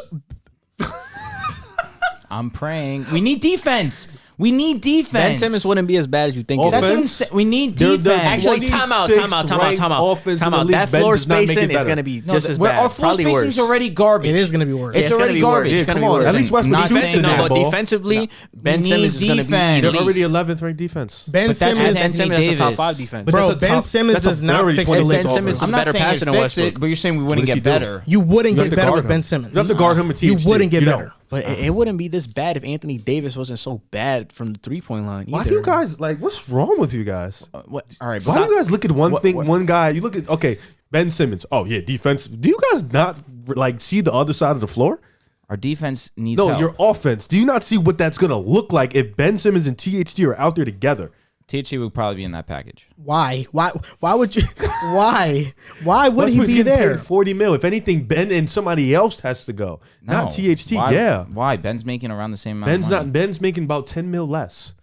He still has an egregious contract. Yeah, but Westbrook is getting paid at a $44 million clip, I bro. understand. THT's And not going anywhere. Philly does not want Westbrook, bro. I know they don't. Daryl Morey was Come on, racing to get him out of Can't there in hope, Houston. man. Like, You got to be realistic, bro. I Exactly. understand. That It's was me like kind the, of the, being the best thing you guys have right now is to wait for the buyout market and pray to God LeBron still has some type of leverage where people can come play for him. That's what you have to pray on. We're toast. Honestly. I'm John not Wall gonna gets front. bought out. Hopefully, guys like Aaron Gordon and John Wall, you better pray to Jesus that they get bought out. They 'cause would if definitely don't, help you guys out a lot. They would though. help tremendously. They would help but you they out a lot. Probably won't, and they won't go to you guys. They're probably going to go to the Nets or the Bucks. What we need is AD to come back healthy. Yeah, that doesn't help either, though. You guys weren't good when he was there. What the Lakers He need is was. an entire roster makeover. To a degree, That's what they yeah. need. You need. Yeah. It's tough, man. It's just It's tough out here in these tough streets. You guys look embarrassing. Imagine me. Imagine me. No, like seriously, Yeah, like, it's hard. it Why haven't you guys hurts. on Christmas? What are you talking about? They almost had an Again, epic you didn't comeback. watch. Nah, bro, come on, this You is didn't LeBron. watch Bro, because Sick of we this. went on a 17-0 you know run. You know what it is? I genuinely feel bad for LeBron. It's like the first Yeah, time I've ever me felt bad too. for LeBron. Me too. Honestly, like I really But feel again, bad for him. I can't He's putting on an criticize the absolute roster. show. I refuse And to they're criticize losing. it. I came on early in the show and said I'm not going to do it. so I'm LeBron not. is putting on an absolute show, and all everybody can talk about is MJ versus LeBron. Really? At least that's what I feel like is always happening. I feel like the debate is constantly happening, and I don't know why. Clickbait. I feel like the debate has to stop already. Like it's already washed out, bro. it's just It's like been dragged so much. Yeah. Like why even talk about it's it? facts though. one A of the Jordan, greatest debates a ever. Jordan fan is not gonna change his mind. A LeBron fan is not gonna change his Because mind. LeBron fans are delusional and liars. But LeBron's done a lot of great things in this league. Yeah, though. but they be See, like capping. I've switched my side Capping of the in what, spectrum, though? but No, not LeBron you, has really but done some great LeBron things in fans, this some league. LeBron fans really go up and they will really bring up an argument and tell you nothing but lies, like nonstop lies. Can you name stuff I feel that's like I'm not the true. only LeBron fan I know. No, I know a lot. I know a lot. Me and my inner circle, I'm the only one that I really know. Probably you're in the circle. Like for example, we've never had that debate on the show. I'm I glad. only had it with OG. Yeah, exactly, and that was really Short-lived. that's It. Yeah. We never had that topic on the show. Shout 'cause out- it's shout such a out- shout dumb out topic. It's not as He's another one. entertaining to us, it really. Like we're more entertained by the under guys being who's better than who. Like we're entertained in the Lamelo versus Garland or like stuff like that. That's what makes us intriguing yeah, to watch. that's also. what we care about. We don't care about LeBron. LeBron and MJ already said. That's We a don't care fact. about them. Like I just really don't care about that debate. Like I think LeBron is the best of this generation. MJ was the best of his generation, and That's who's it. the best before that? Kareem Abdul-Jabbar. Kareem. Yeah. No, actually, no, it wasn't. Bill It was Russell. Bird or Magic, and then it was Kareem. Okay. And then it agreed. was Russell. Agreed. Of the 2000s, who is it? Is it Kobe? You could say a lot of dudes. Kobe, Kobe. Tim. You It could could be say Kobe, Tim, Kobe, Tim. Shaq, I'm taking or Tim. LeBron. I'm taking Tim. You serious? LeBron, sure. I'm taking Kobe. And you know why I'm taking Kobe? Honestly speaking, like, I mean, There's nothing wrong with that. statistically, you could argue it, but I'm a dead be honest. I don't like the way Tim Duncan plays, so I'm taking Kobe Who Bryant. does? Yeah, so. But you have to That- that- respect him. No, I respect it. man's Best power Mr. forward ever. Fundamental for a Best power reason. forward ever. You will never hear me debate that. I just don't like the way he Shaq plays. did a lot of his work in the late '90s. Yeah. I don't know. They're in I that mean, three. three They're in that championships. three. But I'm saying like 2002. it was like Nah, his he did it late '90s, early 2000s. Yeah, he yeah, stopped like around like when he met with D Wade. It was his like, prime stopped in like 06. Yeah. probably before that, like 05. Yeah. Yo, it's crazy to think about. I see the 3-ring circus book, and these guys really had a chance to be the only team ever to four-peat, and they didn't get it done. Bill Russell didn't 4-peat. No, he did. Oh, but I thought we don't really count those type of things. How do we not count count 11 it. rings? You Wait, talking about you disrespected Dr. J and said that his ABA, ABA. titles and all that shit. It's ABA. Yo, I get it, but like, What's wrong with you? Like Bill has 11 NBA championships, bro. I There understand. were like 11 teams in the league though. Yeah, no, there was way less than that. There was 18. They played the Lakers or the Knicks all the time. It's actually really funny. This would have been more impressive. ABA doesn't count, bro. I'm sorry. I know So that then you that's just watch that league? It's like a wash. You don't care about that? Like, kind of yeah. why? I Other wonder people how many- cemented their legacy there. I wonder Dr. J, how- all these other players. You can't. And, you know, at a point, I actually saw that the ABA, you can look it up, was actually better. more talented. So, like, I don't know. I mean, I know it's not a non-existent league, but, like, It's gone. yeah. I wonder how many But other you people can't what they did isn't gone. Go I ahead. wonder how many other people hate the LeBron versus MJ debate. It probably isn't that many because it still gets a ton of clicks. Yeah. I mean, Iman Shumpert talked about LeBron and MJ, and that shook the He internet. got axed. Yeah. That shook the internet for like a couple days. Everybody has that, I and hate it's just him on so it's Shumpert for that it's such a toxic argument. It's just mad toxic. I don't know. I'm thankful that I don't argue that anymore. Anymore. When me and your boy was debating about it, it wasn't toxic. Yeah, he's very reasonable. Yeah, it wasn't toxic. Very It's pretty, reasonable. And he straight. I actually mean, lets LeBron people cemented talk. his legacy. Of course, It's done. LeBron's There's top nothing to 2. argue anymore. LeBron's top 2. It's 1A, 1B. However you want to shake it, I really don't care. Nah, LeBron. bro, Kareem's over.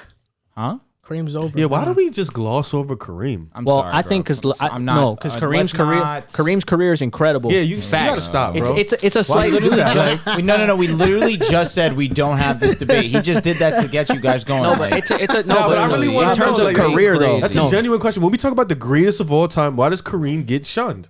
Well, He's I have played him in an my older era. I have him in my top 3.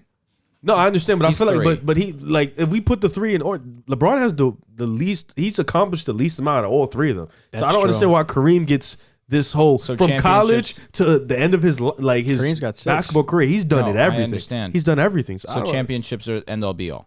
No, He has more Kareem has they has both more have more points. MVPs than LeBron. Why do you do? I'm just saying. That's why I the hate all about around LeBron game. fans. What? That's why I hate about LeBron. No, I'm but talking listen, all around game. No, Kareem. If you take championships out, MJ and Kareem still accomplished more than LeBron. Okay, That's true. MVP. Okay, all around game. Who's more complete than LeBron? Oh no, there's nobody more. But we're talking about greatest of all time, so it's not just about that. They're I both better understand, but two-way he still players than LeBron. accomplished everything. Well, oh my god, They're both better Why are two-way. we talking trash like LeBron isn't an No, amazing defender? okay, look at this. But Look at nobody's this. saying that. Emotional. Look at this. Look at They this. get emotional. Look at this. Nobody's Look at saying this. Look at this. Kareem has 19 All-Stars. LeBron has 17. Kareem All has right, 6 championships. LeBron has 4. Kareem has 6 MVPs. LeBron has 4. Kareem has fatigue. 2 Finals MVPs. LeBron has 4 Finals MVPs. All NBA first teams. Kareem has 10. LeBron has 13. All NBA teams. Kareem has 15. LeBron has 17. All defensive first teams. Kareem has 5. LeBron has 5. All defensive teams. Kareem has 11. LeBron has 6. Kareem's winning. Scoring titles, more Kareem has 2, LeBron has 1. Rebounds, Kareem has 1, LeBron has 0. Assists, winning, LeBron has 1, Kareem has 0. Blocks leaders, Kareem has 4, LeBron has 0. Rookie of the year, they both have Rookie of the years. Kareem's career is amazing. Kareem is the bro. number 1 scorer no ever. one's saying No, that. you tried to. Kareem's You not tried, amazing. you tried the little. I heard you though. What the little, though? Like LeBron, you were I heard expecting it that. to be everything Kareem. Kareem was winning though. But you So know you what? got a good amount You of know things. what's That's pretty even. You know what's the most impressive LeBron stat though that nobody talks about? He's the only That small forward. 30K thing, right? No, that's absolutely impressive. But he's the only small forward in the top 20 in a point guard stat assist. Oh yeah. That's Facts. ridiculous. That little, That's crazy. That is That's amazing. crazy. 30K. So we give 8K, LeBron 8K, his I flowers. think it LeBron's done a lot of great things. And he's been to 3 different franchises. MVP, 3 different Yeah. franchises. Yes. Oh, yeah. No, but LA. Yeah, not with LA. Finals MVP. Oh, yeah. Say that. That You doesn't said count MVP. though as like MVP. Okay. That's not a Finals MVP is important though. Yeah, it's not the end all be all though. Y'all wanted to take it away from Giannis though. I know y'all did, but nah. What, the MVP that year? You did. You kept voting for Harden. Yeah, that was No. That was the year before. But what are you talking about? who- No, you're talking about the In LeBron and bubble, Harden. They tried to the give it bubble to year, LeBron. Giannis, Yeah. Giannis won MVP. Yeah, they was trying to get at Yo, you. LeBron. The year before, LeBron Harden should have deserved definitely won MVP over Giannis Harden in still. 18. In my opinion. No. 2018 when he carried, he backpacked. He played all 82 games. What does that mean? And he had more total stats and everything. He did. Oh damn. I mean, KD did that against LeBron 1 year, 1 MVP. It was in Miami, but you ain't gonna want to talk about that. You want to keep that to yourself. KD won MVP 2014. No, but LeBron won it in 2013. KD cleared him in every stat, total. I think that was Yeah. LeBron's first And year. we can all agree that James Harden should have like 3 MVPs right now. Who cares? He has no ring. LeBron should have more than 4. He's a loser. I think so too. All right, then I agree. Jordan should have more than 6. There's should a have bunch 10, of guys. but it's I don't. like- Jordan probably should have had more than 6. Both Both of of them. them. LeBron yeah. should have more than Kobe should have more than 1. No, bro, yeah. Yo. Steve Nash won over him. Kobe averaged sure, like 35. No, 35.6. but I would say Steve- Nash shouldn't have Shaq. won back to back. No. Shaq should have had. That's Shaq's year. Kobe. Steve Nash won that One year. of them he didn't deserve, in my opinion. I feel like he should have got 1. Back to back is crazy. But to say Nash shouldn't got 0s. If you say that, you don't know basketball. I think Shaq and Kobe had better seasons. I think just Steve Nash had Kobe more had team a success. better It was team scoring success. season, bro. No, it was better on both sides of the ball by far. Nash beat him in every advance. far. At most, Kobe should have Advanced probably both 3 sides. MVPs. Cleared him. Both At sides. most. That's true. By far. How many MVPs did Kobe have? 1. Yeah. He probably should have had most 3. Yeah. Okay. Speaking cool with Kobe 3. Speaking about this Iman Shumpert thing, in his interview, he appeared on an interview and he said that LeBron ruined basketball, not Kevin Durant. What do you think about this? I'm gonna stay out of this. I don't really have interest in arguing it. I know I this don't is more, either. This I is don't more, have interest in arguing I'll say it. one thing. I think he's lying, and like I'm not lying because that's how he feels. I think he's absolutely completely wrong. I'm gonna tell you the difference. LeBron didn't join the team that beat him. Number one, let's get that out the way. He didn't join the team that beat him. And on top of that, Miami Heat weren't unbeatable. They lost twice in the finals. With Golden State, he went to a 73-win team, being Kevin Durant, and they were an injury away from three-peating. I just have a question. Kevin Durant before going down. I just have a and that was question. the more dominant team ever. That changed the whole NBA landscape. I have They two were the questions. first team ever to sweep the whole conference and almost sweep They lost in the the finals. No, they didn't. Yes, they did. No, the Cavs. There was To the one. Cavs. They lost the game. No, I said almost. I said almost. okay. They swept the whole conference. They were about to sweep everything if LeBron and them didn't Can I get that can I one ask game. a question? Go ahead. I just want to ask you one question. I'll You answer it. don't think LeBron ruined it? KD just made it Enhanced worse? it? Yeah, like made it worse. But then, like, You don't think so? Like we could say that, but LeBron, Like, but LeBron lost twice though. But wait, but The was LeBron? playing But wait, fields, they was- weren't no, no, unbeatable no, 'cause no, they no, did no, get no, beat no, twice. No, don't say They that. did get beat twice. You can say in hindsight they weren't unbeatable, but when they walked in, Well, that's what was we're talking about, Miami hindsight. Not the heavy favorites in that first finals. I'm not gonna lie. He did say not 1, not 2, not 3, not 4, not 5. Like, not was 6, not Miami 7. walking in 2011 not the heavy You know favorites? that's funny. I think that's one of the only finals LeBron was favored in. That's Yeah. actually the only final. That is the only That's one. the only final. He was a big. It was a big margin. Like he was like it was like a plus 2,000 for Dirk to win. Yeah. And Dirk won. So I think But like in terms of like the Warriors, you don't think they were the more I think unstoppable team? KD took it to a whole different level. He joined a But I feel like 73-win LeBron. team. I don't want to say LeBron ruined it because ruined is a really bad word. Because Like, there he was made super it teams worse. before LeBron. Let's keep it stacked. Yeah, but I Charles feel like- Barkley, Scottie Pippen chased the super team outside of when he but went Scottie with Portland. Portland wasn't a super Karl team. Malone, Gary Portland was not a Payton, super Kobe team. Bryant, Shaquille O'Neal. That looks like a super team. Kobe on got paper. drafted. How about It's the Big Four different. Celtics? Traded. But it's happened. It's happened though that they've been constructed. Super Trades teams is have fair happened, though. but it was the only Trades is time fair. in NBA history. It was a Trades time is where fair. they decided came his fate. together and they was like, we're gonna go here. Paul Pierce, Ray Allen was traded. KG was traded. Paul Pierce. It wasn't like a discussion. that's fair. It was a discussion that D Wade, Bosh, and LeBron. And listen, I get it. Boston was a big four, but they didn't have 2 top 5 players on the planet on the same team. D Wade was still a top 5 player in on the first year he was. Yeah, the first year. For 2 He years. was still For like 2 when they years. walked when they started the team. D Wade was just coming off a MVP like season when he put up 38 and 8. He was Like, amazing. He was incredible. incredible. So he was on an MVP tour. He was a top 5 player, and same with LeBron. Bosh was probably like top 15, top 20, whatever. Like I agree. So Bosh was top 15. Yeah, so it's different with Shaq and Kobe. Kobe was drafted, so it's like different. Karl Malone and Gary were Payton. out of their prime, so it wasn't How really. about the Scottie Pippen on Portland? No, and it they were wasn't- all big didn't on have- LA. They didn't have- choked it. but they didn't have one superstar. It wasn't no superstars. Just a bunch of really good players. Maybe I got one for you. How about the Clyde Drexler, Hakeem Olajuwon, and Sam Cassell team? I think that's what it was. On the That's- Rockets. What is- that was an amazing team. Wasn't a super team though. You don't think so? I feel like a super team. A super team for me is 2 superstars and an all star at least. So like when the Nets are healthy, super team. yes. Was that Okay. 2020 Lakers team a super team? No, I don't believe it. Okay. They were Not a at really all. great Not team. at all. They were a really great I'm team. fine with that. I don't Not think at they all. were fine a with that super team. analysis. They were Spurs a were really the great Spurs team. a super team? Yes. Yeah, No. they were. Yes. Spurs were a super team. What Ginobili, Spurs team? Ginobili, Parker. No, they were. Kawhi They and Tim were Duncan? all stars at the time.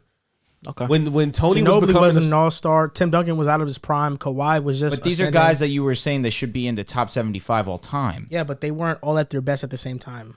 And even still, that in 2007, they all were. that though. 2013 With Tony Parker Yes, won Finals correct. MVP. That Was was Tim him. Duncan and Manu. Ginobili, he can play like a star. I don't think He made the All-Star that year. 2007. He was a 2-3-time But All-Star. they for not Spurs. superstars though. Like Tim Duncan's the only superstar. I get what you're saying. It's like Parker it never so- was a superstar. so Parker's not. superstar. He's an all-star. It's like he's not a superstar. you know what it's like. 2015 Warriors. Yeah, no, he's an Steph was a all-star. superstar. Clay and Dre are the all stars. It's just like that. I wouldn't call Do you them think a that's a super super team though? No, Even though it's they a won really great 73 team. games. Really great You don't team. think you would Is be? that- You don't is think that- you would be forced to call them a super team because they won 73 games? I think they just were a great team that performed well. I agree. You can't Okay. call them. They weren't a super Wait, team. Okay. that's an interesting conversation. Do the Warriors pre-KD get miscasted as being a super team? 1,000%. Miscasted? Yeah, you they think should- people they say have- they're super teams? Yeah, I believe people say that 2016 because of the They aren't a expectation super team. that people They say they're a weren't. super team, but they weren't a super They team. weren't. They weren't at all. They were weren't. superstar, 2 all-stars, and some people didn't even have Draymond as an all-star. He was like a borderline all-star. So a superstar They just had a great team. Borderline, just a bunch of great role players, and they just fit perfectly together. They had Iguodala, I wouldn't call them a Bogut. super team because they were unbeatable. Even when they won 17. In the regular season, they were pretty much unbeatable. Yeah, but in that's the playoffs, regular season. they weren't. OKC could have beat them. Correct. Your Cavs beat them, so they weren't unbeatable. Mm-hmm. When the Kevin Durant team went on that run, 2017, they were unbeatable. Shaq and Kobe went. Only AI beat them. They were unbeatable. You know what I'm saying? So you can make that argument for them. Defining a super team is having 2 top 10 players on the same team. Even that, or just your overwhelming favorite over the league. Kevin Durant was definitely two top 10 players and an all-star. Yeah, the Nets, Miami at that one point. Boston. You can make the argument because it was 3 all-stars. They were a super team. So you can make the argument. Garnett was a top 10 they were like a low last year tier in type of Boston. They were a super team. So you can make that argument. Boston was, but teams like the Spurs, maybe at a point, maybe at a season, you can. That 2017 Yeah, was maybe a at a super season team. you can pick they were a super team. The Bulls, for an extension, they were a little bit of a super team. Like How about the Showtime Were Lakers? they though? The Spurs almost lost to Phoenix. How about the Showtime Lakers? 2007 though? No, they were in the playoffs? That's why I said you In can the pick WCF? years. Like you can pick The years. Showtime Lakers. 100% a super team, bro. Yeah. So that they was had Worthy, in they the had 80s? In the Magic 80s? and Kareem. Yeah. That's it. But I don't think Detroit was a super team. I Bad Boys? agree. I agree. Bad Boys, They, they were just- not. You didn't think so? They were No, not. It was just Isaiah and Dumars. How about Celtics? uh, Celtics were a super team. they were- without a Celtics were doubt. 100% Yeah. super. So super teams have been around before LeBron. Oh, no, LeBron they just beat- constructed it. They beat in 06-07. The Spurs beat the Jazz in 5. You're probably thinking of 05-06. Yeah, bro. The Spurs were Yeah. unbelievable in 07. They were on Yeah, like, 58 games. the I don't West know was if they so were. tough. Right now, the then. only Wow. super team is the Nets. That's right now the only. Bro, how are they a super team though? That's Tim true. Dunk- That's true. The Nets Tony won. Parker averaged 19 and 5, I don't think they were a super team. and Ginobili averaged 16 and a half, and then the That's fourth in the finals. No, that's just in the regular season. That was a great team. And then An Michael amazing Finley team. averaged 9 points. He was their fourth was best pretty good. player. He That was was good. He was 33 though. Tim Duncan, you didn't mention him yet. Tim Duncan averaged 20. That was a great team. 20, That was a great 20 and team. 11. So you said 2019 and 16 and a half. That was the. I mean, for at the time, that time period, scoring really wasn't as inflated. You had 3 guys averaging over 17 points. And most teams had that though. You know who you could have made a more of an argument for?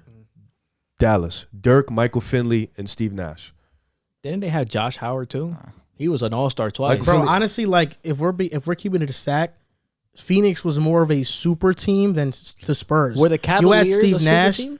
With LeBron, Kyrie, and Kevin Love? Was that a super team? Yeah, Yeah. that definitely was a super That team. was a Yeah, super yeah. team. It Think definitely so? was- Yeah. Yeah. Why are Definitely. LeBron fans trying to tell me that wasn't a super Because team? they think 'Cause Kevin Kevin Love was Love terrible. But dropped he that- played. He played bad, but he was an all-star. 18 and 10. That's what he was averaging. All right. Bro, the Suns had Amari, who was averaging like 26 and 10. Steve Nash, Sean Marion. They were the best offense in the Like league. they had they were. at that time, most teams that were contenders had 3 really great Was players. Amari traded to them? Nah, he was drafted. drafted. A lot of the guys they So, drafted. I mean, drafting. They I kinda feel like have to. drafting and super team doesn't go hand in hand. And then Yeah, it you doesn't. look at the Doesn't. Jazz at that time. Darren Williams, Carlos Boozer, Andre Karolinko, Ahmed Kerr, who It was does. good. it does. I'm gonna tell you You're why. right. You're right. No, you OKC didn't have was to on the explain verge it. of a Agreed. super team. Agreed. If you Agreed. draft right, you can get a super team. I I feel agree. like you should get a pass for that. So then, No, it's a pass so because you then- drafted. That's All it. right. Denver Who was in a their failed right- super team. So then Golden State's a AI super team. Carmelo. Why you say that? You're saying drafted, they're on their way to Well, super no, team. because I'm thinking Harden's going to be what he's going to be. So I you agree. have 3 but then- superstars. But we saw with Golden State, all of But them Klay ended is up a being. superstar. But Clay's an all-star. But Westbrook, Harden, and KD, if they're all superstars, With Ibaka. Klay, Ibaka, that's a. Oh no, I'm not saying you're wrong. I agree. I don't think Klay is that. But I type feel of like all- they was should Klay get ever an a top exception 20 because they player? drafted them. Was Klay ever a Yes. top? Yeah, Klay was I a top agree. I 10. agree. Klay was a top Draymond Green, top 20 player. Debatable. At one- Yo, at no, one- no, that it's not. In 2016, he that was top 2016 20. team. Okay, that's fair. He was top 20. And then Steph Curry was arguably 2 or 1. So you would call that a super I team? never won, honestly. 2, 3. I mean, I would. 2016 in was the regular one. Because season, then he you was had the, one. you had the you had Andre Iguodala on that team too, who was amazing for you guys, regardless was. of what you want to say. That whole team was deep as sin. So then all your Miami Heat teams have to be super teams. They I mean, they Andre are. Iguodala was coming off an All-Star.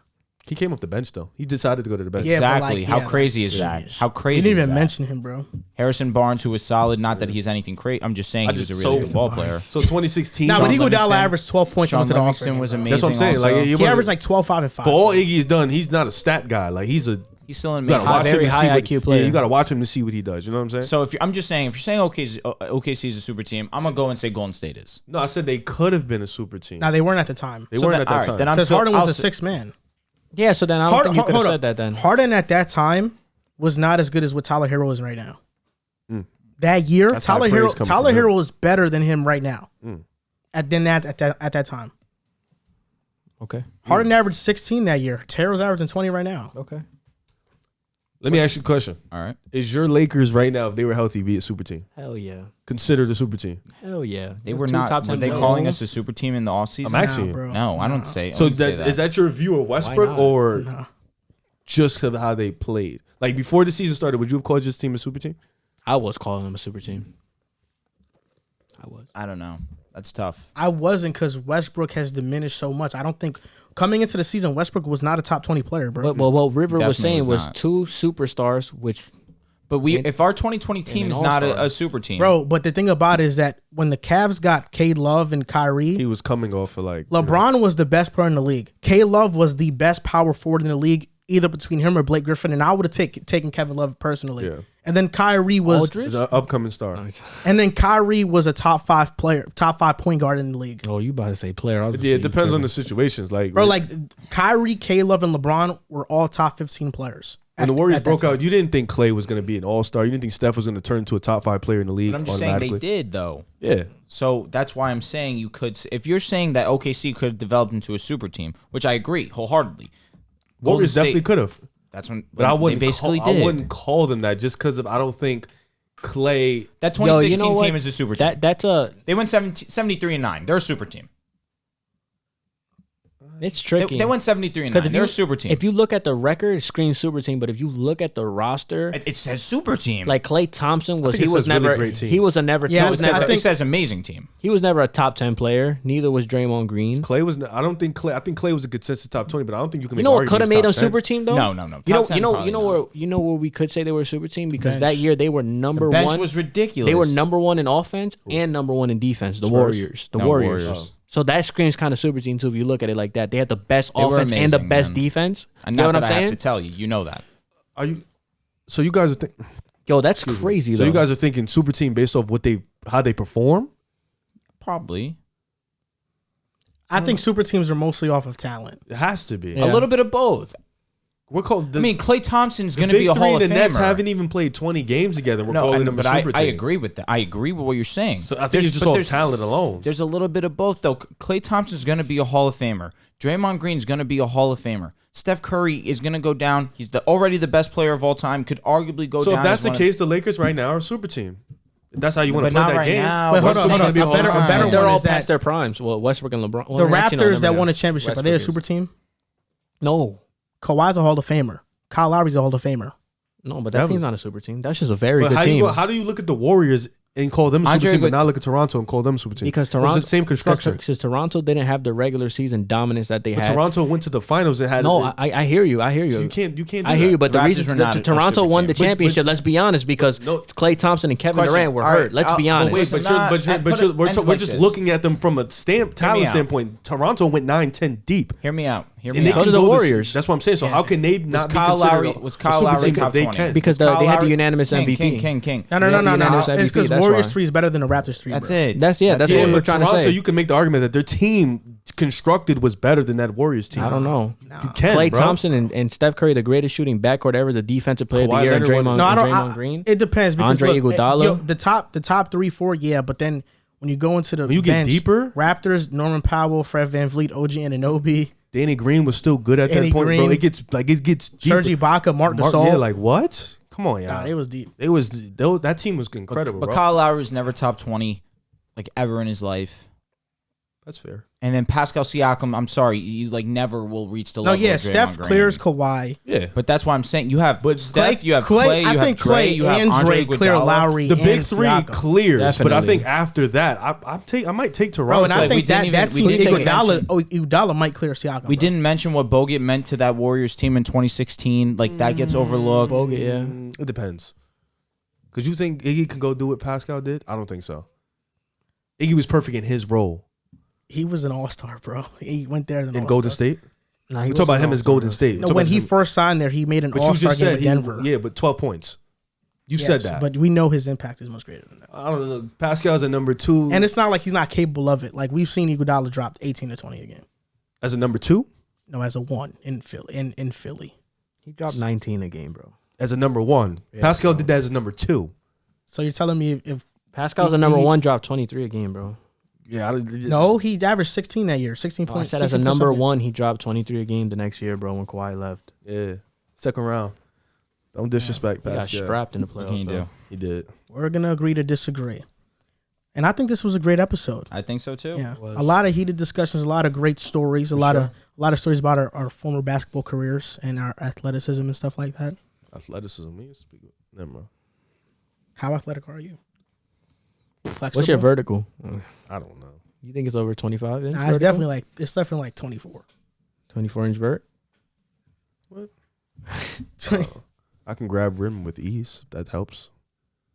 You're All supposed right. to. You're like 6'5". Let's wrap this up. I have to piss like a racehorse. I'm not 6'5". I'm not 6'5".